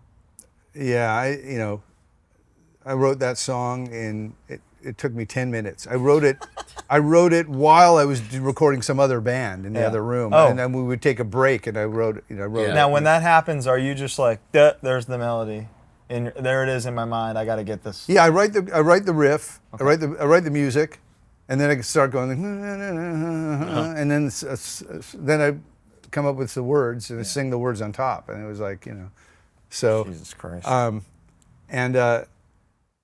But the other thing that thing did was that everyone wanted to get that sound because they heard that it for was you, done man. at West Beach, you Yeah. know, and so all these bands started going like, oh fuck that, you know, this Better Than Suffer is so good. Have you heard it? Let's go record at West Beach, right? So the bands would come in because they wanted to sound like that, and you could get me for $15 an hour, right? Or maybe by then it was $20 an hour. Rate's got to go up. Yeah, but I mean, it was super cheap. Like any, you know, so it wasn't like doing A&R for Epitaph. Bands were coming to me because they wanted to. I see. So are they wanted- recording with you, and then you hear L7 or the Vandals make something cool, and you're like, this is good, I'll put it out? Yeah, kind of like NOFX. Had never heard of them, but they booked time in my studio and went in and recorded Liberal Animation. Right. And I was like, hey, let's put this on Epitaph. They're like, no. I'm like, okay. But then, Which is crazy because he's like, Suffer is the reason I like music. right. But then S&M. Then after that, like not shortly thereafter, he's like, hey, just kidding. Let's be on Epitaph. Okay, So then we did S&M Airline, and then so. The rest is. And and then Tim Armstrong called me up because they dropped Op Ivy, but he had Suffer, and he was like, I wanted to sound like that, So he called me up when Op Ivy broke up and said, hey, Brett, Tim, can I, I've got a new band with Matt. We want to be on Epitaph. And I'm like, yep, let's do it. Whenever you're ready. He's like, okay, well, like I'm in the Salvation Army right now, but getting sober. But Sure. like, as soon as I get out of here, like, do you need to hear music or anything? I'm like, nope. Wow. Like, you're my favorite punk songwriter. Whatever you and Matt do, it's on Epitaph. Wow. Wow. So it's like sort of that record was the catalyst, and it sort of accelerated everything that was happening. Because the punk scene was sort of dormant at that time, a little dead in the late '80s. Sure. And it sort of exploded again with that moment. And then a year later, you do it again.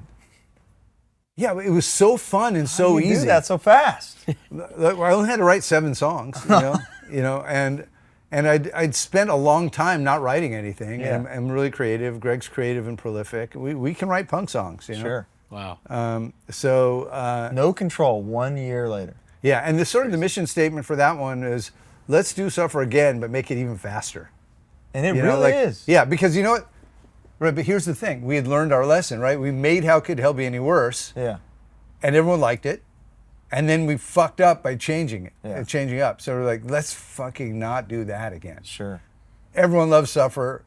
Let's make Suffer, but even faster. Yeah. It really is. So we learned our lesson, and we went back in. We tried to make something that was catchy again, but even harder and faster. With bigger melodies, more harmonies. More harmonies. Yeah. Insane. Yeah, more energy. Is Yeah. there a conversation about what should open between Big Bang and Change of Ideas? Is that why they're 1 and 2? No, when we I think back then I was sequencing the records, and then later it became more of a collaboration. Okay. But I look at sequencing, especially for punk records where the songs are so short, is almost a form of songwriting. 100%. So sort of like it was just. I just would throw them together in different ways and say, I listen to the end of a song and the beginning of a song, what sounds good going into that, what sounds good coming out of that, and just shuffle it around until I thought it sounded good, and then play it for the guys and say, do you like this? And, Yeah. It's chapters of a book if it's out of order. But I can give you, I can tell you what starting with Change of Ideas was all about. Tell me. Okay, so the intro to Change of Ideas, have you noticed that any other punk song starting in that exact way? No, the exact way. Oh, so The not 3 Bad kick- Brains. Tell me. What We Do Is Secret by the Germs. Oh, wow. See, okay. Okay. Right. That was our tribute, man. Wow. We loved the Germs, the most influential hardcore record, or the proto-hardcore record that started it all. So that's us. That's our nod to the Germs. Beautiful. Wow. Yeah.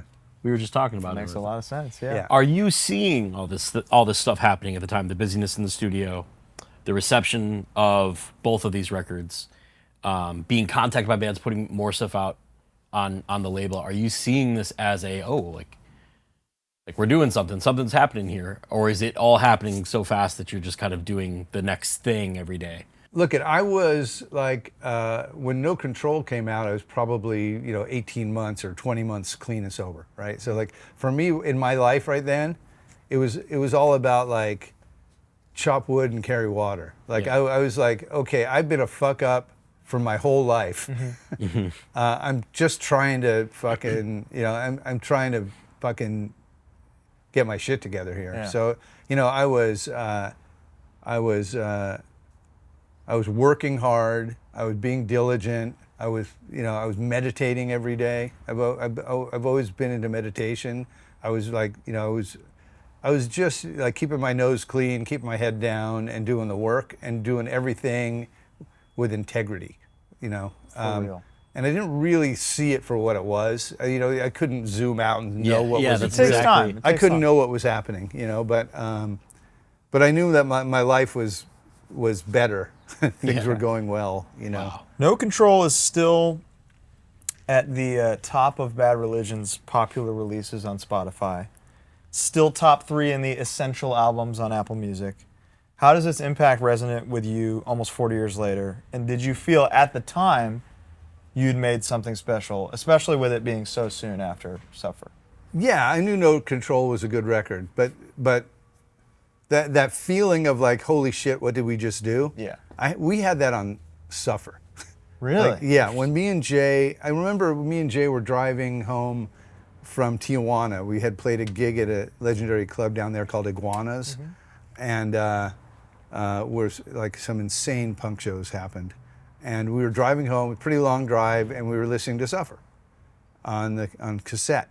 And we listened to it all the way through. We went side 1, flipped side 2, and we both looked at each other because we had just finished it. It wasn't even out yet, and we were just like, "Fuck, is that us? Is that really like? Did we really do that? Like, it just seemed otherworldly, and it seemed really good, and it didn't seem real. It seemed kind of unreal. Sure.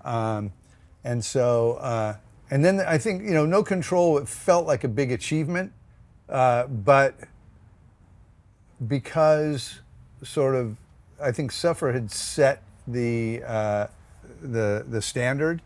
It felt good that like it was a proof. Suffer was a proof of concept, and No Control was a proof that it was sustainable. Okay. Like fuck, we can do this. Yeah.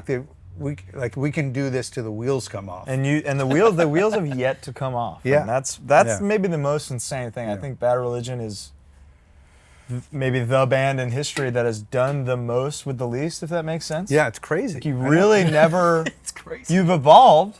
Yeah. You haven't changed, and Yeah, that's the secret. I can't believe that the great Ramones are almost all of them passed away. Yeah. It just doesn't seem fair. So many great bands are no longer with us, and Bad Religion is still just raging. And still So, writing yeah. great music. Yeah. All I can say, I don't know what to attribute. It's just luck, and I'm just all I can have for that is gratitude. I love it. Is there a song you can recall from any album that Greg brought in that gave you the feeling that, like, your own personal feeling of songwriting goosebump satisfaction as if you had written it? Of just like, No Greg, control. Yeah, No Control. the Like title track? yeah. I mean, I think the friendly competition between Greg and I, or the brotherly competition, is what has helped us get better as writers. Because he will write a song, and I'll just think, God, I wish I could write a song that gave me goosebumps like that. CBGBs. And in the old days, there was a song that did it, which the one off How Could Hell Be Any Worse that he wrote that I always felt I couldn't believe how good it was Pity. It's like so fucking profound, just the way it feels, and Especially for the time. Is for just the insane. time, yeah. But he kept upping the ante. But same thing happens to him, because sometimes he'll send me a song, it'll be like, it's a good Greg song, and I'll be, and then I'll be working on my song, and he'll wait till he hears this, and then I'll send him my songs, and he'll be like, oh, okay, I'm raising the bar, and then he sends me his next song, and I'm like, oh. Can you recall one that you sent him that really just knocked his socks off? I think when we were doing process of belief, and we started writing, and I sent him Supersonic, I think he was like, oh, okay, it's on. Yeah, and it really was. It really was. Let's see. Let's go here. As soon as I think, this is interesting on that topic, as soon as I'm listening to Bad Religion and I think I can guess which one he wrote it, is when I'm finally wrong. Like, is there certain things you do where you're like, Greg's gonna like that? That's some shit he would do. And vice versa? No. Well, I mean, I do think about him when I'm writing, and I think about him that he's going to be singing it. Yeah. And so I am careful to not put words in his mouth that he'd be uncomfortable with. And so sometimes Thinking altruistically, stuff like that. But when I'm writing about my own truths, and that's really important to me. So it doesn't have to be something that I don't have to try and decipher what his truth is. I'm fine with him conveying a truth that is mine, as long as I don't think it's to be too uncomfortable with him. So, like, for example, there are times where I'll write something where I'll be like, I hope he doesn't mind this. Like in Digital Boy, Synagogue. And my daddy's a lazy middle class intellectual. My mommy's on Valium, so ineffectual. Yeah. Now, that's not specifically true about my parents, but I was getting to deeper underlying truths about, teenage alienation in the household and so forth. Of course. But his parents aren't anything like that at all. His parents are I think you're academics. talking about the Digital Boy. You're not talking. It's not. It's Well, but I'm always trying to get to a truth, you know. So, with that one, I hope he's not going to mind saying that, because I love his mom, Marcella. I always loved his dad, and I don't want them to get mad at me for making Greg say that. That's so. I've never even thought about that. I'm sure they understand hyperbole. So the no control title track is the one that knocks you. So I just thought it just. So does he come in with no control? It's all in. Jesus Yeah, it's all there. Christ. Yeah. Good job, Greg. You guys are good. The band's pretty good. You would eventually be in the Tony Hawk's Pro Skater 2 soundtrack. Yeah. How did that move the needle at all? Yeah. I The can- song you. Yeah. Yeah. I can tell you that was absolutely, without a doubt, the first time I heard Bad Religion as a young guy. Interesting. Yeah. Absolutely. That was a great sync placement for us, because it introduced a lot of people to us. 100%. To punk overall, which is Yeah. crazy. True. Yeah. Yeah. So that was a breakup song. It was one of these, was like, it's just. Must have been a tough one. It was, but it was just sort of like, I didn't think I was writing a great song. I just thought I was like just venting. So why was that song chosen? Was there a particular Mr. Hawk was into it. Yeah, I don't know why. I don't remember that, but TH. by the way, me and Tony Hawk have the same birthday. See, that's why it was chosen. Wow. It's just a it. weird trivia, but he was born on May 12th also. Happy 12th. birthday. And we're still in touch after all these years, because he's continued to support punk music. Yeah. By continuing to put punk songs in every Forever. later iteration. You got 25 to life in forever. there, man. Yeah, He's yeah. the real one. Yeah, and every once in a while, every time he's got a new one coming out, he's like, "Hey, Brett, what's like the cool newer punk song?" Oh, that's awesome. Put Yeah. in a good word for us. We'd love to help him out with please. that. All right, yeah. There's a break in "I Want Something More." Yeah. I want something, and it sounds like you cut the tape and then like splice it back together. How did you get that to sound that way, and what is that?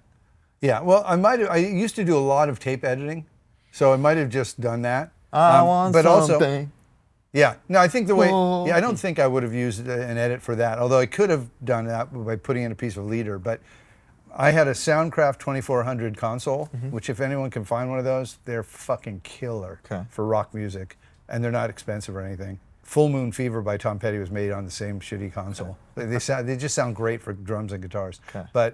But it has this mute matrix where every channel had an A mute and a B mute, and then on the master console, on the master control panel, you had a master A or B. So you could put everything on a mute, like mute A, And then go, bink. So is that you see. doing that I'm in sure. real time? I'm sure that's what I'm doing. Yeah, yeah. We had no automation or no computer, so we just used to. That's awesome. We used to have like. It sounds like the hardest stop, and then come on. Yeah. For anybody, we actually might have younger people watching who don't realize, like, when we're talking about cutting tape, It's literal tape. it's literal tape cutting with a razor blade. Yeah, yeah. Pasting, or was it a taping? No, it was a piece of. It wasn't audio tape, but you tape it with editing tape on the back to connect the splices. And you can, a lot of older recordings, you can hear it. It's in there. It's in there. You can't hear all the ones I did, man. You should. There's a NOFX song that has like probably 30 edits in 30 it. tape edits? Because Smelly, who's got the best like right foot in punk rock, like is a great drummer. But back then he was only good at fast. And they did this one song that was mid-tempo, and it had a lot of drum fills in it. Oh. But he'd always speed up. He'd always rush the fill. Let's go fast. So I literally had them record it like 12 times, and then I got their best take, and then I just took drum fills that were in the right tempo and cut them from other takes into that take Hey. for every single drum fill. And now that's what everybody does. I was really good at tape editing. There's a pretty blatant one on Wherever I May Roam on the Black Album. Interesting. That's always pointed out. That Bob Rock, or whoever, I forget the name of the engineer on that one, but they kind of fucked it up. It's pretty loud. Yeah. 1 year later, once again, Against the Grain. Okay. You do it again. You do it fast as hell. Yeah. How? What do you mean? How did you do that so fast? Oh, you don't mean the tempos. You mean No. I mean, literally. Yeah, 1 year Greg and I later. are prolific. We can write. You know, I mean, it's not hard for us to write. Neither one of us have ever had writer's block. Thank you for asking me that. But course. yeah, I mean, we like to write, and you know, I feel that the fact that I can do it helps me in my role as a label president. Big time. Because, you know, when I sign bands, and they're demoing songs, and I'll say like, hey, how's the writing going? Oh, well, I have, 20 songs with music, but I haven't come up with lyrics yet. Like, that's bullshit, dude. You know, it's not a song if it doesn't have lyrics. Write a song, demo it. Let's, Wow. come on. Yeah. You know, like that's just fear. Yeah. That's just resistance, right? You write some music and not put words on it. You're not songwriting, right? Your song is the whole thing. It's the vocals and melodies and lyrics are 80% of it. And what you want to say. Yeah. Right? And It's not just sound. Yeah. Do you believe that to be a ubiquitous truth for every band? That's how. Yeah, that's my rule of thumb. I'll say to the band, don't, because when you write your piece of music, you've got to put write your melody. Some people write the melody and the words first. I can't do that. It's hard. But either way, whatever you're starting with, you immediately have to do the other piece, right? Because when you have your music and then you put your melody and ideas on top, right? Then you have something that you can think about, right? And then you'll say, okay, it's not great yet. Why? Okay, let me tweak the music. Yeah. Okay. Oh, now that took in this direction. Now I can tweak the words. Right. And you go back and forth between the two, and that's how your song comes into focus. Wow. You And can't- do a lot of bands try to fight you on? Because obviously, as the label guy, as a great songwriter, you're going to have an inclination on what a good single will be. Yeah. And are there a lot of times they just like no, and then you go, hey, American Jesus, it's pretty good, trust me. I do not pull that card. Well, you can. I never pull any card, but I don't get in fights over the singles. But a lot of bands, a lot of times it's obvious what the single is. Yeah. And then if there are too many choices that are the single, that means you don't have a single. And usually, if there's two or three that you can't figure out between those three, then I'll let them pick. I'm not, there's no right answer. But Sure. I have a really good,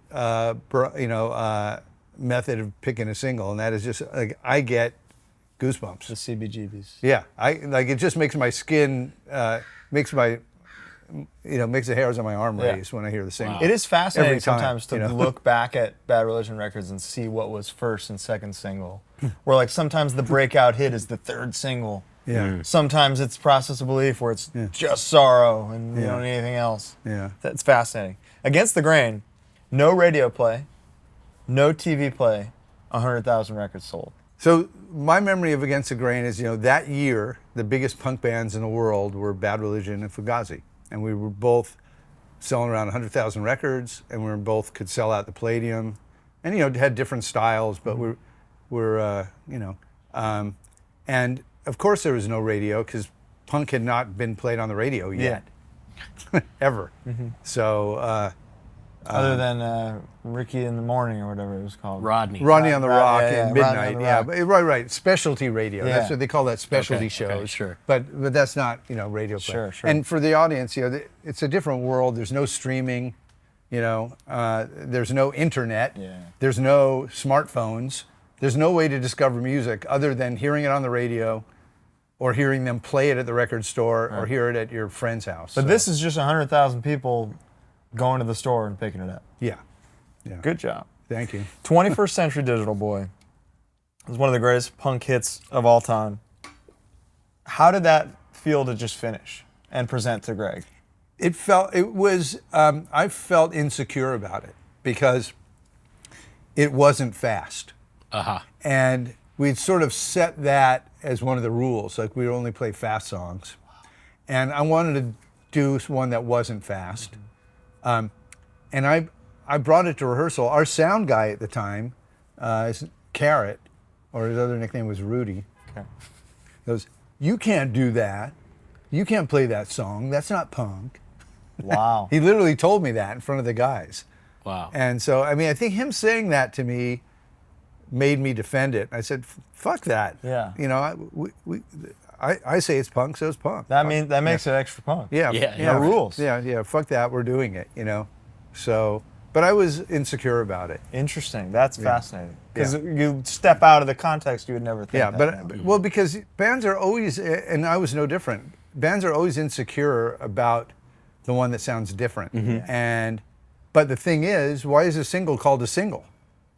It sounds different. Sounds different. It doesn't sound like the other ones. Stands out. And that would It's a kinda- single. That would It's set singular. the tone of Bad Religion has like 1 or 2, maybe 3 mid-tempo songs per record. You're playing them every show because they're very popular. Yeah. And it's because you don't overdo it. Maybe Yeah. that it works so well to this day. Yeah. What is touring for Bad Religion like by 1990?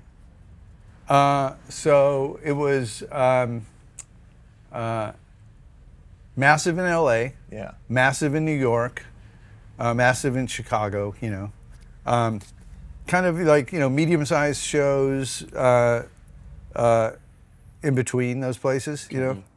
I'd say, you know, pretty big in all the West Coast, but huge in Germany. Bad Religion had blown up in Germany even sooner. Like, we blew up in Germany on the Suffer record, and we were like, we could play like Palladium-sized places everywhere in Germany. Like, we were this huge phenomenon there. Well, yeah. What would you attribute that to? I don't know.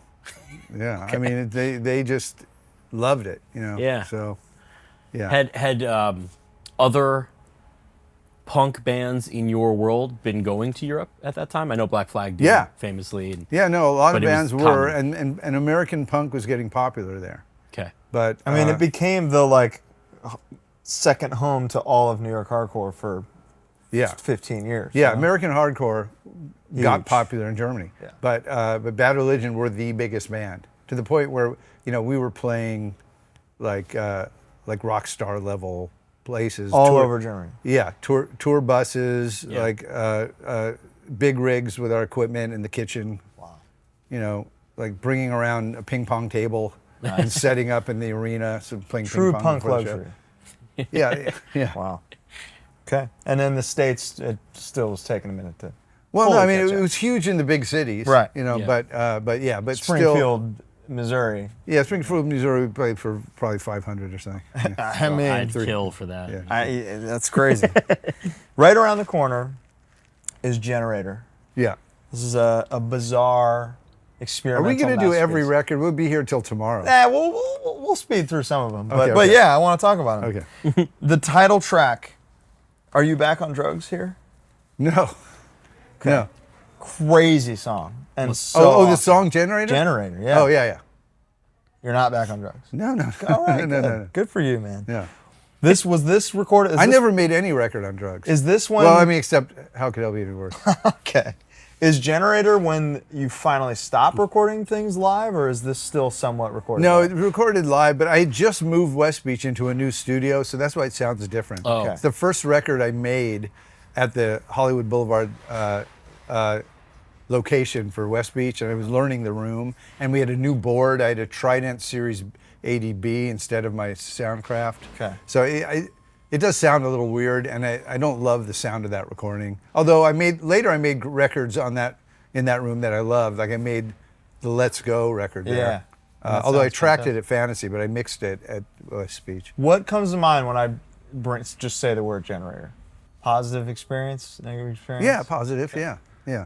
Two songs from this session were on a split 7-inch with Noam Chomsky. Yeah. How? What happened there? Well, it was the Gulf War. It was the first Gulf War, and we were anti-war, and we were also, friendly with the guys over at Maximum Rock and Roll, Tim Yohannan, the Gilman Street crew, the whole East Bay crew were very anti-war. Punks in general back then were, none of them had been excited by the MAGA idea yet. But are they? Yeah, now they can't believe it. But are they? Now they're thrilled with it. Are with they war. big like philosophy and linguist heads? Well, but Noam Chomsky is probably the most notable American political dissenter. Yeah.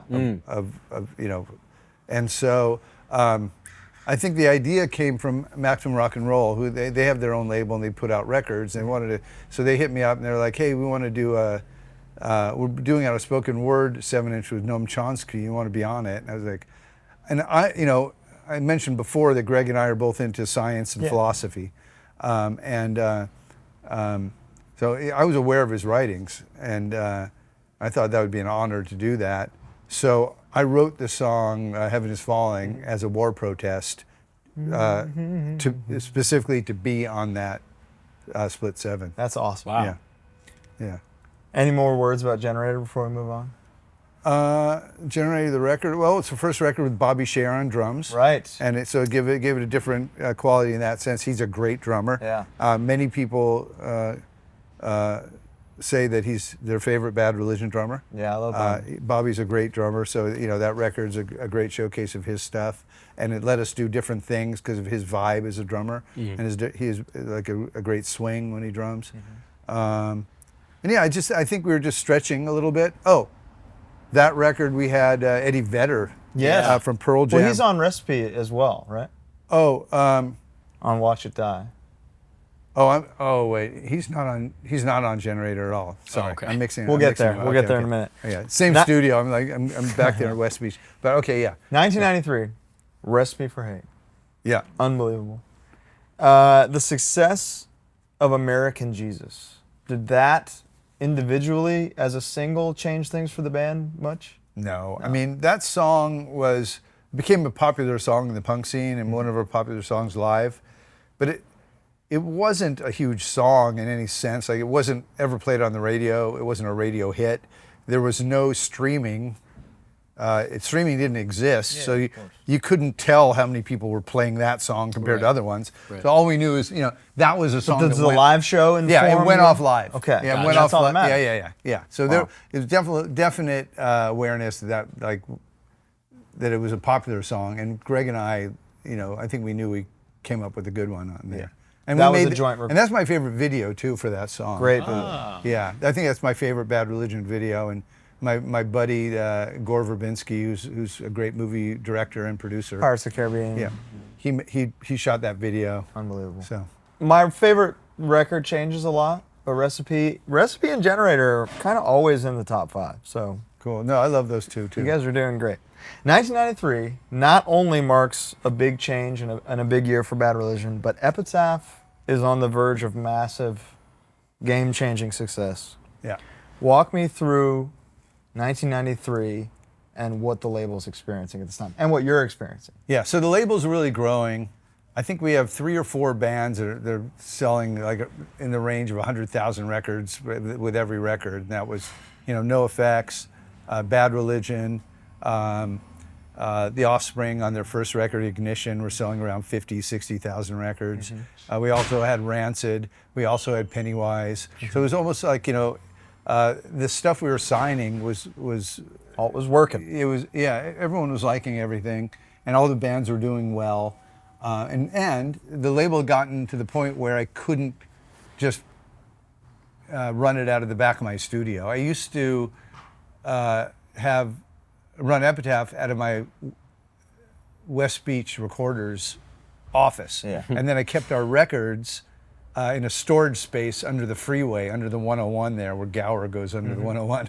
Wow. So I used to drive there in my Volvo station wagon and get records out. Oh, wow. So, and put them on the truck. It would have to pull into the studio parking lot, So we'd have outgrown that by 93. Is this when you get the Silver Lake office? No, it's before that. I got this little like garage warehouse space on Santa Monica Boulevard, and that was the office and the warehouse, and I was going between there and the studio. Okay. We had a few employees. It was very small, but you know, it was a good time. Like, but it's still, the cell phone had not been invented. So like when I went on tour, it was literally like, you know, Jeff Abarta, my first employee, would be like, "All right, you're in charge. Good luck. See you later." Sorry. I'm gone. You know, I'd be playing guitar with Bad But Religion. if you're not on tour, you're still just super hands-on at this time? Yeah. Oh, I'm still super high hands-on now. That's but, good. Yeah. Where does Struck a Nerve sit amongst your Greg song favoritism lexicon? I love that song. It's a banger. Yeah. Was that the And first? Johnette sings on that one Yeah, with him. as a and my duet. God. That's okay, so that's who that is. That's Jeanette Napolitano from Concrete Blonde. Yeah, I didn't finish the story Yeah. from earlier, but so Johnette, who introduced us to Jim Mankey, who produced our first record, she went on to be Jeanette Napolitano from Concrete Blonde. So our connection to her goes all the way back goes back to the first 7-inch. Wow. Oh, that's awesome. And then she finally lays down this harmony on Struck a Nerve. Yeah, by then she was a rock star because they had that hit Joey with Yeah. Concrete Blonde by then. And was this your first, you played this song on Conan. Was this the first TV appearance for Bad Religion? I don't know. I can't remember. I got but you. I bet you it is. Okay. if you're saying so. Okay. Eddie Vedder on Watch It Die. Yeah. How does this happen? So Eddie Vedder is a super cool dude. Was a Bad Religion fan, and he used to go see us. You know, we played at Iguanas, in Tijuana, because that's where the San Diego kids would go. Or he'd drive up to LA and see shows at Fender's Ballroom or whatever. So he was a punk kid before he went grunge, and and then.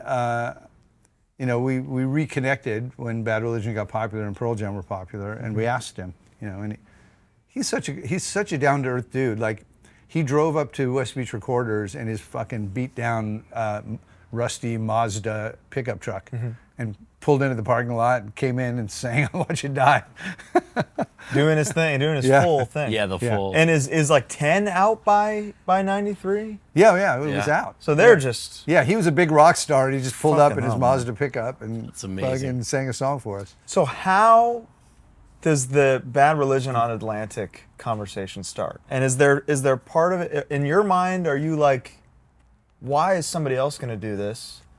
Is it like, to you, is that like paying another engineer to record your record at this point? No. Are you against the idea of Atlantic signing Bad Religion? Yes and no. Okay. Definitely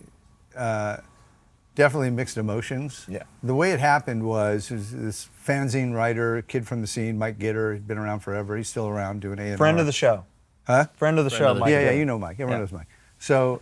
So we had known him from being a writer and a fanzine guy, but he had transitioned to being an A&R guy at Atlantic. And he hit me up. He's like, "Hey, man, hey, Brett, you want to, what do you guys think about being on Atlantic?" And so I'm like, "I don't know. Let me talk to the guys about it." And, by this time, I'm like wearing so many hats. I've got West Beach Recorders. I've got Epitaph Records. I'm in Bad Religion, but I'm also the guitar player and the songwriter and the recording engineer and mixing engineer. Yeah. And producer doesn't take credit for production. And so I'm just doing too much shit anyway. But I think in my heart of hearts, what I was hoping is if I asked the band what they wanted to do, they'd say like, "No way, we're never leaving Epitaph," right? But at the same time, I also was kind of feeling like, but if we do that, it's fine. Less work for you? Yeah, it's in a less way? work for me, and also, maybe we can be as big as Nirvana if we're on Atlantic. Sure, I don't sure. know if there's a ceiling to what an indie can do. Right. That it might be fun to see. Yeah. If something like Digital Boy can. Yeah, be you've on the never radio. done it. Yeah. I mean, I want to see. be a big band. I Yeah. don't, I'm not a. People say that's selling out. I don't think it is. I think that I think punk music is for everyone. Yeah. And I'd like them to hear it. I'm not an elitist about that. But anyway, so I was sort of mixed feelings. But Yeah. then I told the band about it, and they said, "Yeah, fuck yeah, let's go for it." And so I said, "Yeah, fuck yeah, let's go for it." And it was totally.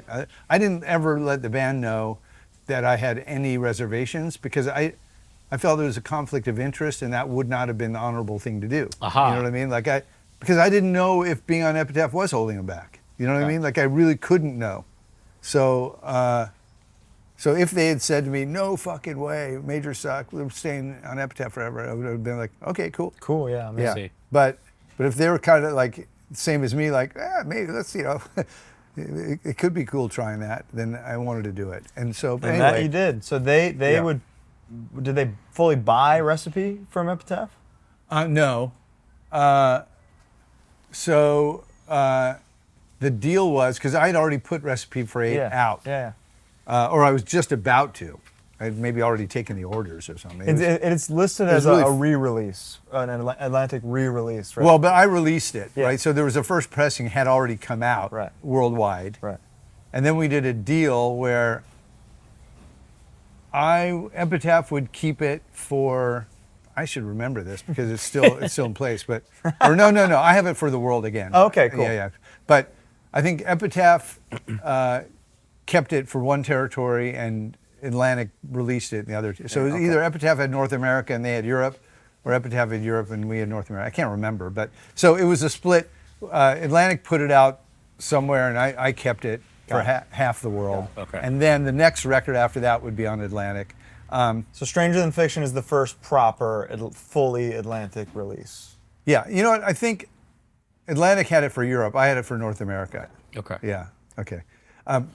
And then Stranger Than Fiction was recorded on Atlantic's dime, and came out on Atlantic everywhere. Yeah. Wow. And I had heard that Andy Wallace got the job by doing an unsolicited test mix of American Jesus. No, it was not. I'll tell the story. It was Okay, it was please. solicited. Okay. So Atlantic hits us up. They're like, all right, hey, are you thinking about producers for your next record?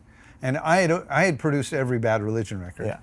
To be perfectly honest, I was like stoked to be able to pick a rad producer because as a producer myself, working in my own studio, one thing I always knew is that I was never exposed to other producers, so I could never learn any of their tricks or learn anything from them. Once in a while, when another producer, outside producer, would come to West Beach, and I was like, I would just be the engineer or just be there to assist or whatever. I learned so much. I'd learn all kinds of like side chain compression and all kinds like killer stuff, right? Yeah. So I would just level up so much by working with other producers. I was sort of really excited about the idea. Andy Wallace had just mixed Nirvana, Nevermind, and he had also just mixed Rage Against the Machine's album. Sepultura, Arise, Rain and Blood, Jeff Buckley, Grace. One of the greats. Yeah, but more of a mixer than a producer. Sure. But mixing was something I was a big fan of, and I don't think recording's that hard. And I don't think we need a producer to tell us like how to make the chorus Or to make the catchier, mic, yeah, right? of You know what I course, mean? yeah. So I suggested Andy Wallace, but the idea was, hey, let's get him the multi-tracks from American Jesus, and see how he would mix it. To see if we like it. If we like it, let's hire him to produce us. So yeah, And that would finally be released on the Christmas songs, right? yeah, we had it laying around. That was an It's really idea. funny. Yeah. And it sounds great. I get Sounds it. great. It's not that much different. No, but it's yeah, not. Yeah. Stranger Than Fiction would be the first Bad Religion record to chart on the Billboard 200. I don't remember. I don't pay attention. I don't even remember that, but that's cool. My all-time favorite Bad Religion song changes often, but the one that I go to the most is Better Off Dead. Really? Oh yeah. Whoa. That's Can you one of tell my me about songs. writing Better Off Dead? Another breakup song. Yeah, I mean, yeah. Yeah. You Yeah. can tell. Evergreen. That was a really dark time for me because I was no longer clean and sober. I'd fallen off the wagon. So I got clean, as I said, April 14th, 1987. I stayed clean about 7.5 years. And after the giant success of The Offspring and the label as a whole just exploding, oh, wait a minute. That's coming up. Yeah, hold We're on a almost second. there. Was I clean and sober for? Yeah, but I said I Because you leave the band. right, but the Offspring are blowing up. Yeah, it's about to happen. Yeah, and I 1 year later, yeah, it's I about, feel I was off the wagon by then, okay. but I think. But anyway. So being off the wagon But- and this gnarly breakup and everything going on in your life. Yeah, I'm informed- having like the problems with like my first marriage and grappling with success, and the band were not getting along. We're all like super sick of each other by now. We've been a band a long time. Yeah. You know. So yeah, it was a rough time, and it was a dark time. I was writing dark songs. You know. And are you unhappy with the record because of that? No, I like the record. It's awesome. Yeah, I mean, I write better songs when I'm really, really upset about something. Yeah. Who wants to hear punk about a really happy, fun guy? you No, know? no. When something really bad happens, I write a good better shit. song. Yeah, sure. Yeah. Sure. Yeah. 1994, huge year for Bad Religion, but you leave the band. Yeah. Tell me about this decision. Uh, There's a little record called Smash by the Offspring right around the corner. by the time I leave the band, Smash has come out. Yeah. So what had happened was, Epitaph Records was completely blowing up. Like, I think we just sold 5 million records, most of them Offspring Smash, but First gold and platinum record for the label. yeah, gold and platinum record. But all my groups are massive. Bad Religion is huge. Wow. My own record is about to blow up and be my first personal gold record. NOFX are huge. Pennywise is huge. I've been working my ass off for about 8 years straight, and suddenly, just working class, nose of the grindstone, blood, sweat, and tears, and now it's just overnight. It feels like overnight, Yeah. but suddenly I wake up and I'm fucking rich, right? But I'm really the same person. But it was a very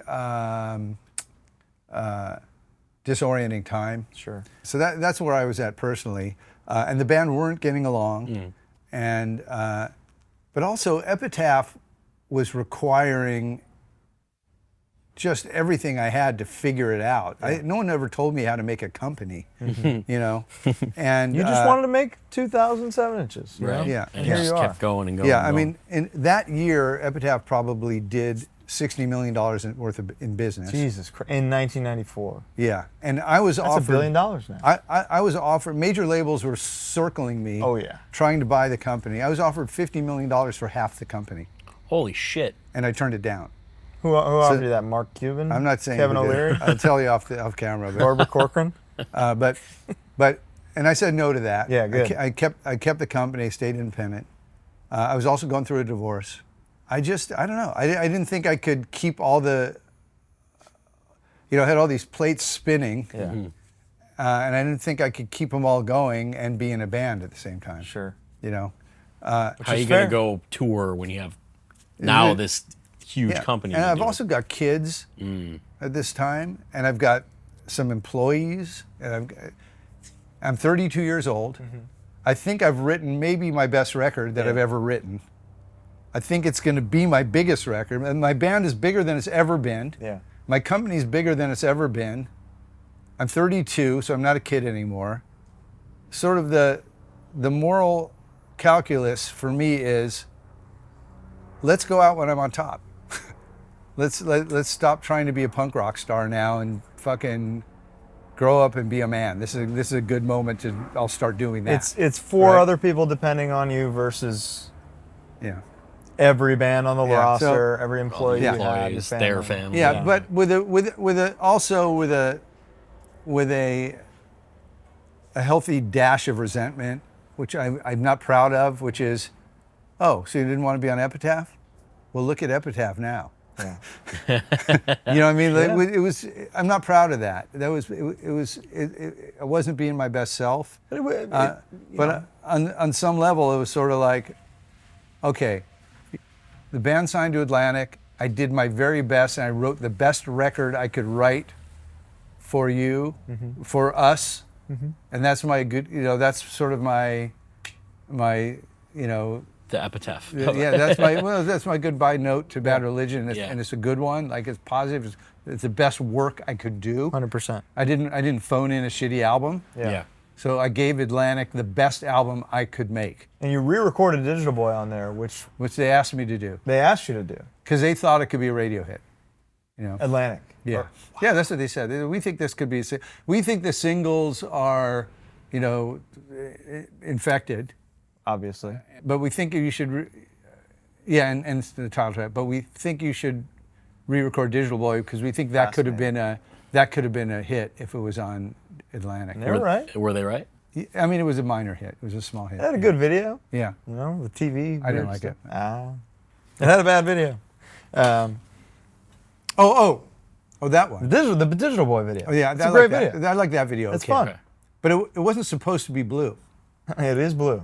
So that was supposed to all look like the Static. So it was supposed to be a blue screen thing, and they just left. It didn't work. The Static thing didn't work, so it just ended up with blue. Blue Men Group were pissed, I'm sure. Yeah. 1 year later, after this, Rancid, Out Come the Wolves. Yeah. Are you part of the development of this record, or do you just hear this finished master and think, fuck yeah, let's go? No, I was a big part of that. Okay. Yeah.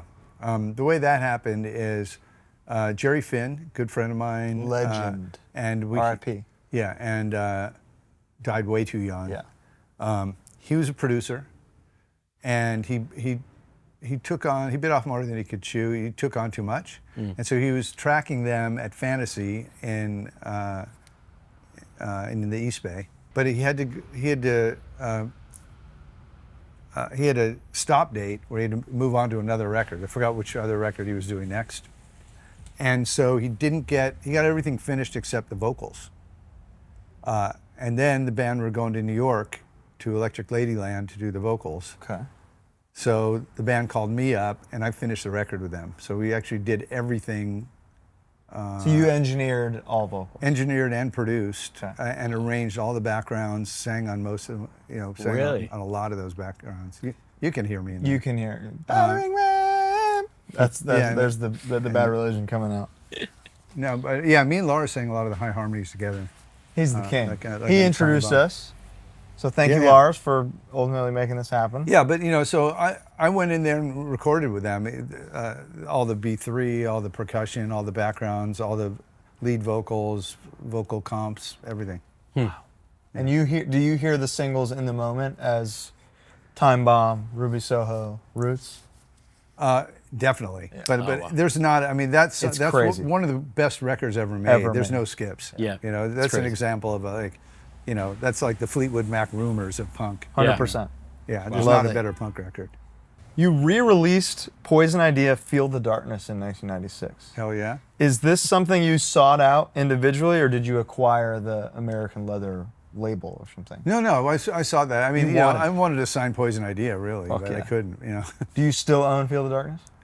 I don't remember, but I mean, that song will always be on the Punkorama. Yeah. Was Plastic Bomb on the punk roll? No, what's the song? It's like just Badge? living life just to get away. Oh, Just to Get Away. Yeah, just to get away. yeah. Yeah. Live my life just to The get away. Slayer hippie? What is it? Slayer hippie, fuck yeah! I'll never forget. He was in town. I put him up in a hotel nearby because I was having him produce one of my other bands, and he was so drunk he slept through the big Northridge earthquake. No way. Holy shit. He fell out of bed, but he didn't think it was because of the earthquake. He thought it was him. Holy shit. Damn, that's awesome. No, he was a lush, man. That guy. Meanwhile, Yeah. in Bad Religion world, they have replaced you with Brian Baker. Yes. Are you part of that decision? Are you aware I of think it? so. I mean, I was happy with it. He's a legend. That's best Yeah, case he's- scenario. Yeah. He's- I mean, if you're gonna be replaced by someone, the guy from Minor Threat. He's guy. the guy. Yeah. Yeah. So that was great. I was really happy with that. And in the moment, is he do you know if he was contributing to Grey Race New America? Or, I think or he no was. such? Yeah, I think in the beginning that he and Greg and the guys worked closely. Okay. Yeah. Why wouldn't you? And how in contact with them are you throughout No, the decade? I wasn't. Okay. Oh. Yeah, I mean, it took I said some nasty things about them. They said some nasty things about me when I quit. So we were sort of like being brats about it for a few years. And Brett Gurewitz. yeah, exactly. That's what my wife calls me, Brett the Brat. But around their third record for Atlantic, Greg and I had been like talking on the phone, and he's like, hey, we want to contribute a song, and I'm like, well, I don't know if I can anymore, but I'll try. I hadn't written anything in a long time, and so I gave him a song, which I don't think is a great song, but that they did and put it on It's on one of their there, yeah. records, and then but yeah, no, we weren't in touch when they were making those records. I I hadn't even listened to them. Have you now? The songs I know from those records are the ones I played with them live. Yeah, Of course. Yeah. A Walk, punk rock song. Come all join the us. Yeah, that's banger. Banger. So how hands-on are you? I know that you said you're still hands-on with Epitaph, but you have to delegate at some point. But by like 99, 2000, how much has it changed since 94 when you left Bad Religion? 2000 was a tough time at Epitaph. So we really blew up, and we had a lot of employees, and we had a lot of infrastructure, and like any company, we had a radio department, accounting department, royalty department. It was like the real deal. It's a lot. And we're selling a lot of records, and by then I have more than one label because I bought Burning Heart Records. Right. And, Got Hellcat doing the stuff. Hellcat is happening. It was sort of launched as a ska punk label for me and Tim's partnership, and we had Anti, which had started a label called Anti, basically, to build that around Tom Waits for things that we do that are interesting but not punk per se. Yeah. So there's a lot happening there, and it's complicated, and it's doing pretty well. But then, that's around the time the music industry started having trouble because, Napster came along, and then Pirates Bay and the torrents, and the music industry starts to crater, and record stores start to close, and then Steve Jobs invents the iPhone, right? What year did the iPhone come? That was 7. 2007. Okay, so not yes. There's no iPhone yet. Yeah. Is there Napster yet? Napster's out there. Napster. yeah. and Okay, then so the iPod. So stuff's starting to go sideways in the music business, and Epitaph isn't. I'm making it work, but it's not. You're not prepared for digital. We're not growing like a motherfucker anymore. Sure. We're like, I'm grinding it. It's a grind, and it's everything I can do to fucking get everybody, get everyone paid, get them their Christmas bonus, be a good boss. Wow. That's where it's at, right? It's sort of, we're looking for that next big record to keep it going. So let me ask you, you kind of have your feet in two different camps. As a record label owner, someone who needs records to be bought and sold and distributed and everything. And then as a punk rock, someone from the punk rock scene. Yeah. Originally, who probably at the time, Bad Religion was discovered, as you said, from the taping of a radio show that was kind of, get Early word of piracy. mouth, early piracy in a way. Uh-huh. I'm just curious. We are both in agreement that streaming, especially the model that it is today, sucks. Raw evil, the Oh purest God, evil. strong disagree. You love it. Love. Fascinating. You think the value of music is $10 a month of the entire? That's my argument. Is that the Fuck yeah. Okay. Yeah. Historically, the recorded music business has been a disaster for recording artists, for musicians. I don't care how far you go back, right? You could go back to the roots of rock and roll with Little Richard, right? These people didn't make any money, right? You had record companies paying an artist, if they're lucky, 10% of the retail list price. Half the time they wouldn't even get that. They give Chuck Berry a Cadillac and say, Good job, kid. good job, kid, right? Yeah. Okay. Wasn't much better in the 60s. Wasn't much better in the 70s. You had these artists, you had record companies ripping off artists, and independent businesses who wanted to do better by artists, they didn't have a chance because the major labels were gatekeepers. They would keep you out of stores, right? Stores only bought from a couple distributors who only bought from the major record companies, right? If you're an indie label, look at what I had to do in the 80s. Yeah. I had to drive my car around and put records into stores and come back a week later. Right. They weren't even buying it from me. I was giving it to them on consignment. They would pay me if it sold, right? Just a disaster, literally, for everybody, okay? Except the major labels, right, who were a monopoly. It's how it always was, right? It didn't get any better with iTunes. Suddenly you have a tech company that has a proprietary piece of hardware, And then you again have gatekeepers, right? Where they want to put DRM on the MP3, Right. so you can't share it, right? Okay. Next thing you know, the torrents come, Pirates Bay, MP3.com. Suddenly, if you're a college student and you have a hard drive in your dorm room, you can download the entirety of the history of recorded music onto your dorm room's hard drive and have everything for free. Okay, everybody gets paid zero for that. Sure. So I then see. the value I of see. music is zero, right? But Okay. it's not much higher than zero now. No, it's much more. I mean, this is an example of what I call good people having bad ideas, right? Sure. We're in a divided society today. We've got our MAGA friends on the right. Many of them, I think, are good people with bad ideas, all right? I think some of them are bad people with bad ideas. Don't get me wrong, okay? Most. But good people can have bad ideas. Sure. Of course. Anyway. I think the bad ideas are a result of poor information, and I think the most important thing is that people are open-minded to change their view in the presence of new information. So I'm here to give you that new information. Please. Spotify and all the other streaming services, for the most part, give 70% of their revenue to rights holders, okay?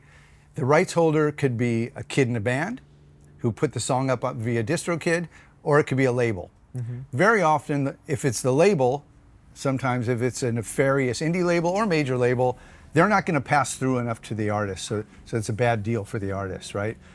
But what Spotify is doing, and what the others, Deezer, all the other ones, they're passing through 70% of their revenue. Now, you might say, hey, 1 million streams only pays $4,000. That's approximately correct, right? It's not a per stream rate, but that's about what comes in. So 1 million streams is $4,000. 1,000 streams is $4. You could say that's too low. Why is the music valued so low? Well, here's the difference. In the old days, a kid would buy How Could Hell Be Any Worse, right? He'd buy it on his record, he'd buy it once. He'd never buy it again. And he'll play it thousands of times over his lifetime. Sure. It's just how it works. But the band only ever gets the $3 wholesale price that thing sold That for, is true. right? That's even if they were the band, right? Yeah. Right. Okay. Today, thanks to streaming, there are more musicians making a middle-class income than ever in the history of music. What I'm talking about is $50,000 a year, $100,000 a year. There are kids making that kind of money. It's not that much, right? If you're getting, let's say you're doing 1 million streams a week, right? Okay, there are plenty of kids doing that from their recorded music that made their music on a laptop in their bedroom. Most of right? them, of There's course. tens of thousands of them doing that today, right? Okay, 1 million streams a week is 50 million streams a year. That kid is making $200,000 a year living at home, going to high school. Like, That's crazy. that never existed And it in the is history perpetual of value. the world. Yeah. And it will keep going. Yeah. Okay. Bad Religion have 17 albums. Okay. Bad Religion are streaming. You kids, people in the audience are gonna be able to do the math now. Bad Religion stream over 4 million streams a week. All right. We're not the biggest band in the world. Right. They're a working class band. They have a lot of fans. Right. They sell out a stadium in Brazil, and in some places. LA, they can do Palladiums, but they're a working class band. They work their asses off, and they put out 17, 18 albums over the years. Sure. Right? But today, they're streaming 4 million streams a week, right? Okay. Under the old model with records, okay, what record store carries 17 albums from any band? None. The record stores would be And carrying... if they do, they return them. 'cause They'd they be don't want carrying Suffer and No Control, maybe Process of Belief. They'd have 3 records by Bad Religion. true. Yeah. That's it. And those other records would never get bought again because the record company couldn't press it if the stores won't stock it. So that is that's the most Yeah. fascinating argument we've had pro streaming. it's structurally the best thing that's ever happened. So I view the Spotify boycott as Spotify having a terrible PR problem. Yeah. And that I feel it's part of my job to just help just provide the information, Sure. new information to I people. think it doesn't help that they're doing anything with like AI missile defense systems and all that Okay, stuff. I'll speak to that too. Ice promos. Okay, and stuff. so Spotify isn't doing that. The Okay. founder, Daniel Ek, I don't know him, but their founder, Daniel Ek, got rich off making Spotify. Sure. And he invested in an AI defense company. Okay, so I'm a pacifist, I'm anti-war, I don't agree with that. However, Yeah. okay, the company is a German company. Germany is a constitutional democracy with marriage equality, trans rights, more liberal immigration policies than the US has, right? And they're over there next to Putin, who's invading Ukraine. Yeah. Is it the end of the world that they might be able to defend themselves against authoritarianism? I don't think it's a reason to boycott Spotify. I really Sure. like if he was supporting Putin, Yeah. you know, I'd say, okay, whoa, that's, you know, or if he was, you know, I'm not saying there's not an ideological line it won't cross. But it's an investment for him, and I think is right. Isn't that what's maybe? It's an investment, but it's not Spotify. He's just the him. founder of Spotify. It's a private investment. Is he see. still part of Spotify?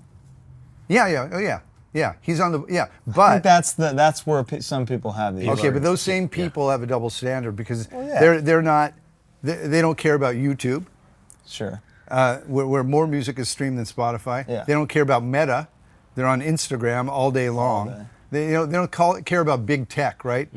Spotify is a music company. Right. You know, so yeah, so I mean, but that's- you show me the board of any company, and tell me there's not a guy on there whose investment decisions you wouldn't Sure. boycott. That is the thing. Is there you cannot ethically consume anything. Anything. Everybody's got their toes in Yeah, something. but I now. don't. Yeah, I don't buy that. I mean, you know, but anyway, so.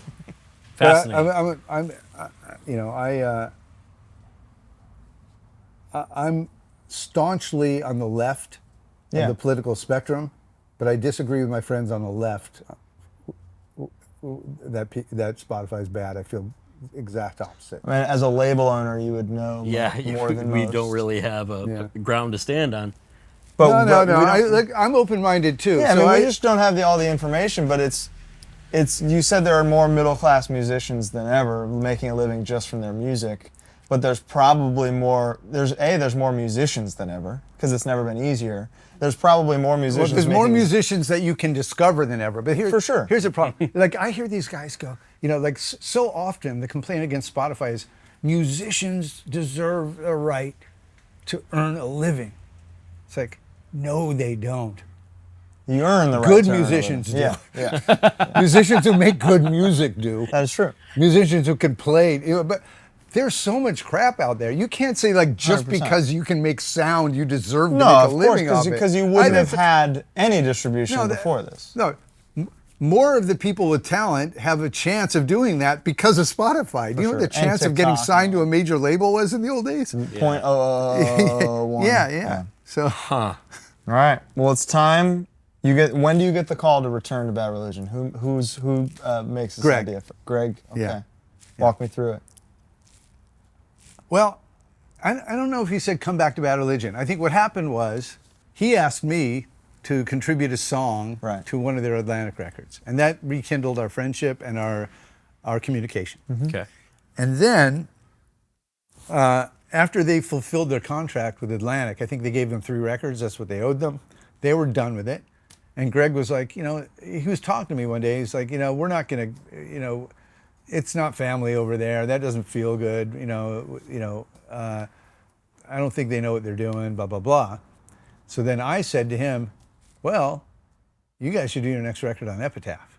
And you know, it'll be like the old days. I'll write half the songs, you write half the songs. We'll do it together. I'll produce, and not only will we make a great record, but there'll be a story because it'll be like a homecoming, and everyone will be interested in it. So it'll be a moment where everybody's interested in us again.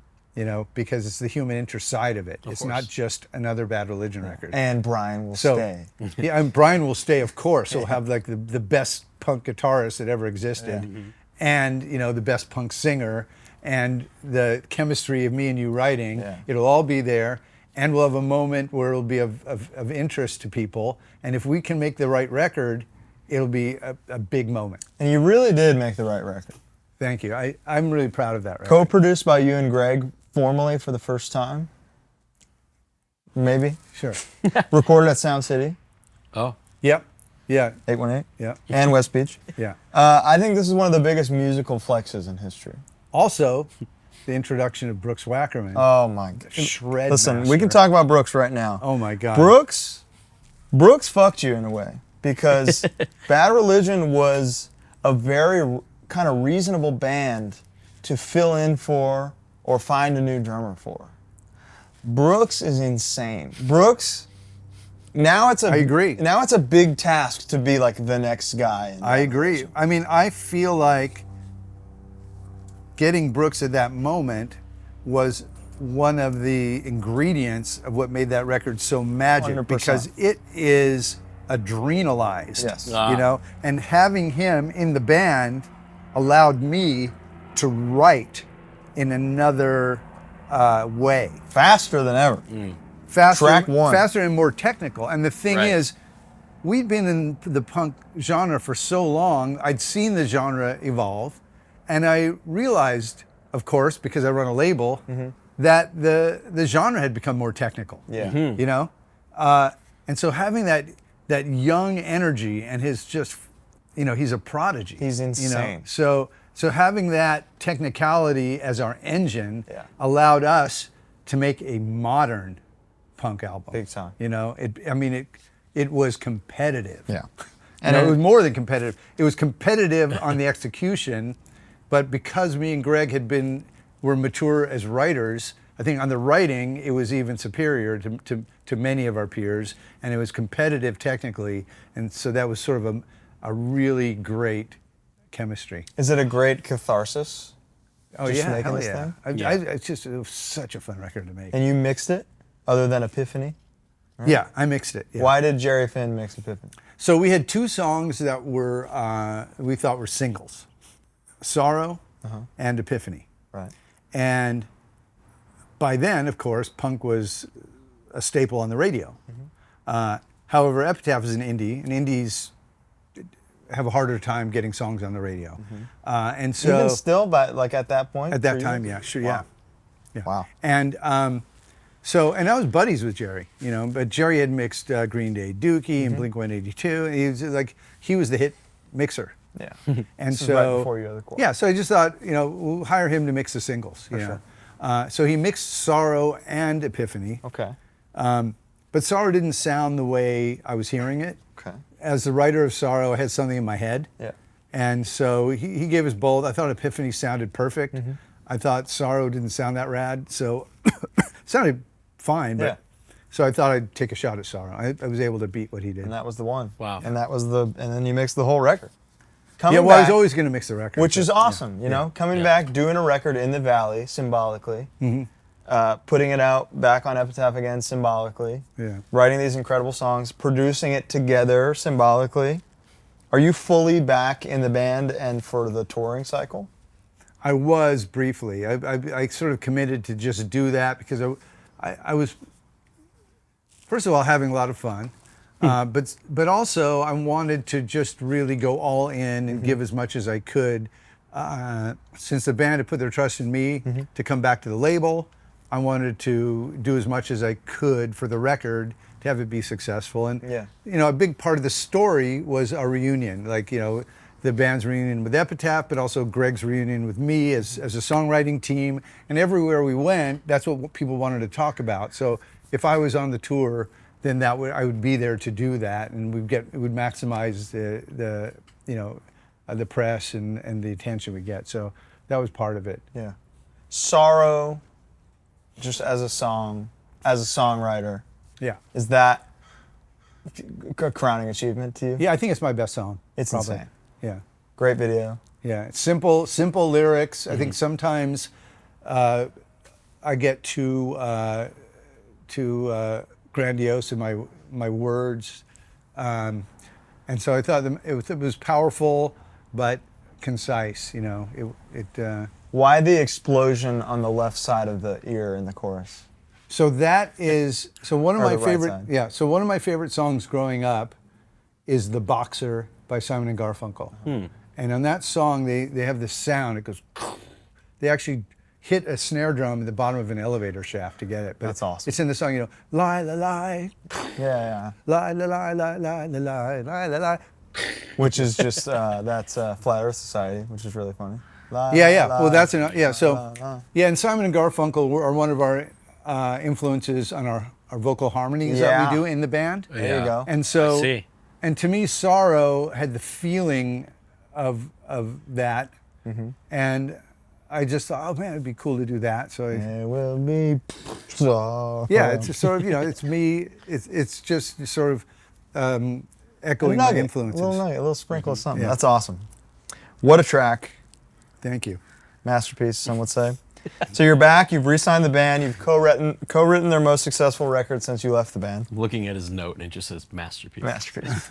And now there's only one option. You got to do it again. Empire Strikes First. Yeah. Another smash hit. Thank you. Yeah, I mean, well, and so, you know, we were writing a record anyway, but then the U.S. 9/11. made a. Oh right. That thing. That's so the defense is about the Patriot Act, right? On Process of Belief. Yeah. So there's a little bit of 9/11 on Process of Belief, but then Empire is like. So process of belief. Interestingly, I'll just tell this anecdote. I've told it before, but I was mixing Sorrow at a studio called Larrabee East, and Greg calls me up and goes, "Turn on CNN." And I turned it on, and the Twin Towers were falling. I was mixing Sorrow, watching the Twin Towers fall. The day 9/11 was happening. Sorrow. And I was mixing Sorrow, so it was. But when you Jesus. when you listen to it, it kind of sounds like I wrote it in response to 9/11, but not. But it was just one of those. Just an eerie. It's an eerie confluence. Yeah, and so then Empire Strikes First is when we went into Iraq. Yeah. Even though they had nothing to do with 9/11. Yeah. So. And then this whole record is just. Yeah, so it's an anti-war fuck record. you, yeah. Let them eat war. Yeah. Good. Great. Sage Francis was on Epitaph at the time. Yeah, and cool. he did a verse. I moved to California in 2004. And when I tell you LA is Burning was inescapable, let me tell you, it was everywhere. So when I was reading about the record, it said they had a minor radio hit in LA is Burning. Yeah. And that blew my mind because living here, Yeah. you couldn't go into Ralph's without I it. see. It was a big hit here, but it was not a big hit nationally. It was, Which is surprising because people hate LA. You think they'd be excited about it burning. yeah, it's a catchy song. Yeah, It's a great song. I think part of it is that indie labels don't have the big national promotional reach of majors. Which is crazy. We look at like Time Bomb. Yeah, we do now. Yeah. But we didn't then. Okay. This is the highest Billboard chart ever for the band so far at number 40. Yay. Which in 2004, that meant I'm something. learning all this good stuff. It's good stuff. It's pretty good. Are you band. still doing the Bad Religion tours in 2004? No, I'd stopped by that. I only did like one tour cycle with Process, and I went back to my day job. Just straight up. Yeah, well, and then for a while I started. I would like if they would be in LA, I would join them on stage. But it became more and more difficult to do that because they won't play the same set list on the tour, and they've just too many songs for me to practice. Yeah. When How many songs are in a Bad Religion set these days? A lot. Like a headliner set. 33 to 35. or Yeah, something? a lot. Wow. Yeah, but they have like 180 songs, so the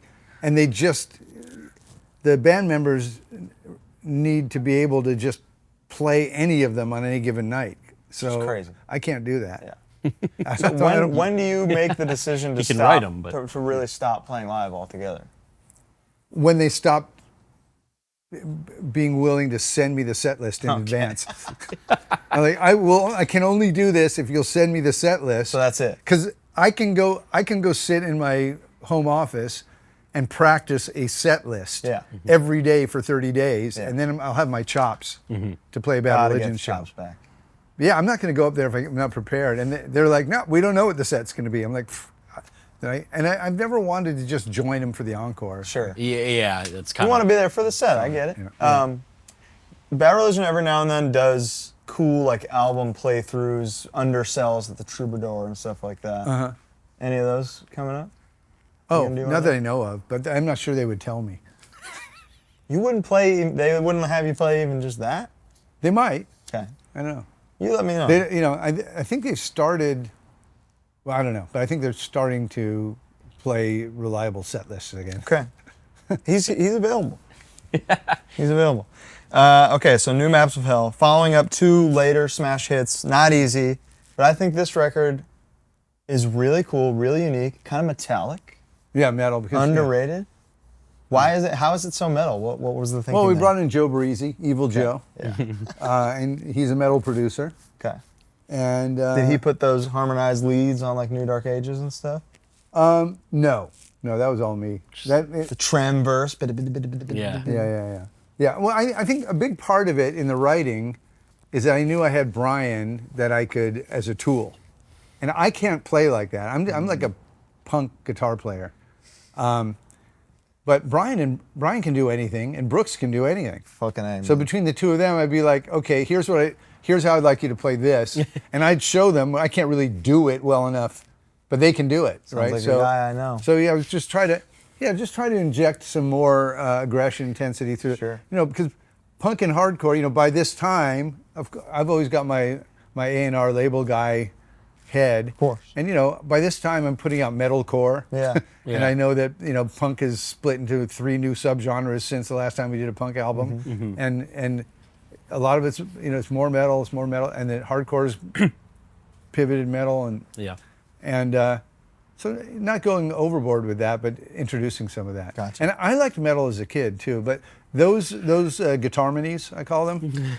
I like that. Like as a kid, I grew up liking this metal band called UFO. Yeah. And to me, New Dark Ages, I was doing like a UFO. It just sounds nothing like UFO, but the chord progressions and melodies were like sort of teenage. Everything me comes from listening to somewhere, me- you know? Yeah, it's coming from like a UFO I place. see. Huh. So Fascinating. we'll go quick through Descent, True North, and Age of Unreason real quick. Okay. Anything come to mind for those 3 records that makes them special or stand out? Which ones? Descent, True North, and Age of Unreason. Yeah. My favorite song on Descent is The Devil in Stitches. Great song. That's my ode to Bruce Springsteen. I never really tried to write a song with that kind of a vibe. Yeah. Yeah. And I feel like it's really got that. I especially love the outro. It's got like it's really uplifting. And I wrote that song for my wife Gina, my true love. Beautiful. She's my angel devil reveler. That's her. And then True North, I just think is one of It's so Graffin's. fucking good. Yeah, it's to me it's one of our return to form records. Yeah. I love the record. Title track is Yeah, unbelievable. and the song True North is one of Greg's greatest songs, and it's one of the ones that when he brought it to me, I was like, oh fuck, it was like, I don't think I can beat this. It's just a really great song. What's funny is that reminds me of the No Control title track. So Yeah. it gives you that same feeling once Yeah. when he's harmonizing the name of the album. Yeah, and It's beautiful. it's a truly great Graffin song, and the centerpiece of that record. The one I love on that record, which people don't really call it out that much, but it's Robin Hood in Reverse. That one, I love that song. I'm really proud of that one.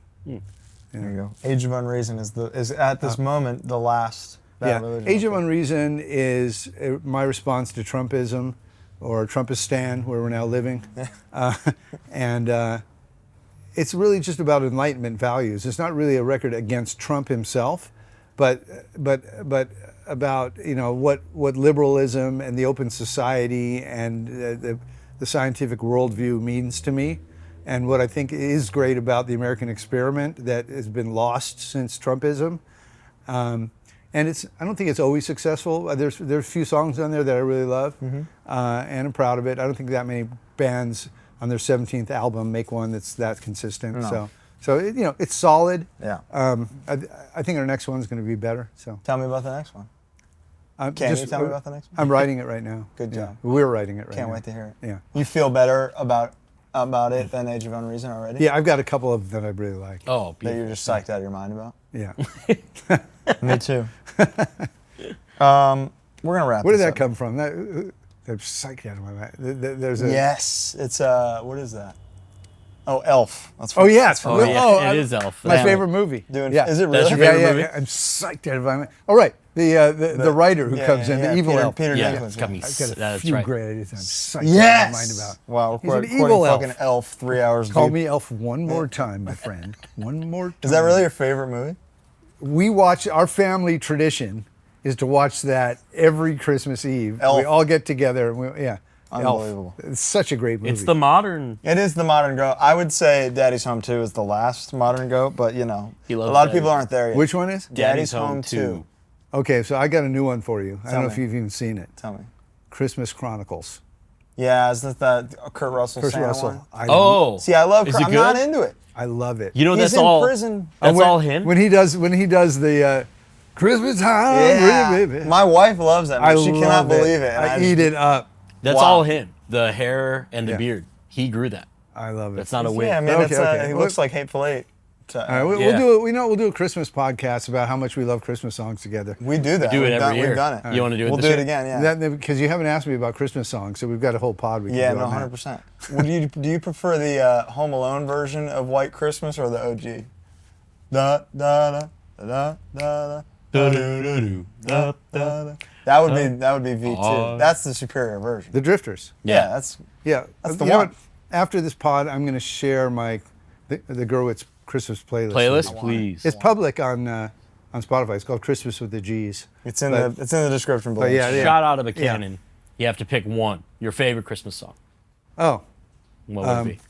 oh man, it's so hard. Maybe Blue Christmas by Elvis. That's probably number 2. Mine's the Christmas song, Nat King Cole. Yeah.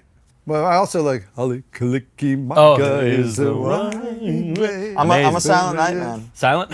I like the weird religious shit. Stille Nacht. The fucking on your knees once that hits. Oh, you, yeah. I'm levitating. Dude, there's Now, a Carrie for me, it's the Underwood oldies but goodies. version of that. The Celine Dion one too, right? Which Celine does it too. That's the one. Damn. I like Nat King Cole. Yeah, I love Nat Christmas King Cole. song. Yeah. Brett, could you tell me your top 4 hardcore records of all time? Yes. But they're not all records. It's okay. fine. That's fine. Releases. So Germs GI, because it was the one that started it. The Nervous Breakdown EP, Black Flag with Keith Morris, because that EP invented hardcore. Love it. Adolescents Blue album, because it came just before Minor Threat's first 2 7-inches. Oh, I didn't and realize it demonstrated that hardcore could be melodic. Yeah. And that Bad Religion wouldn't exist without that.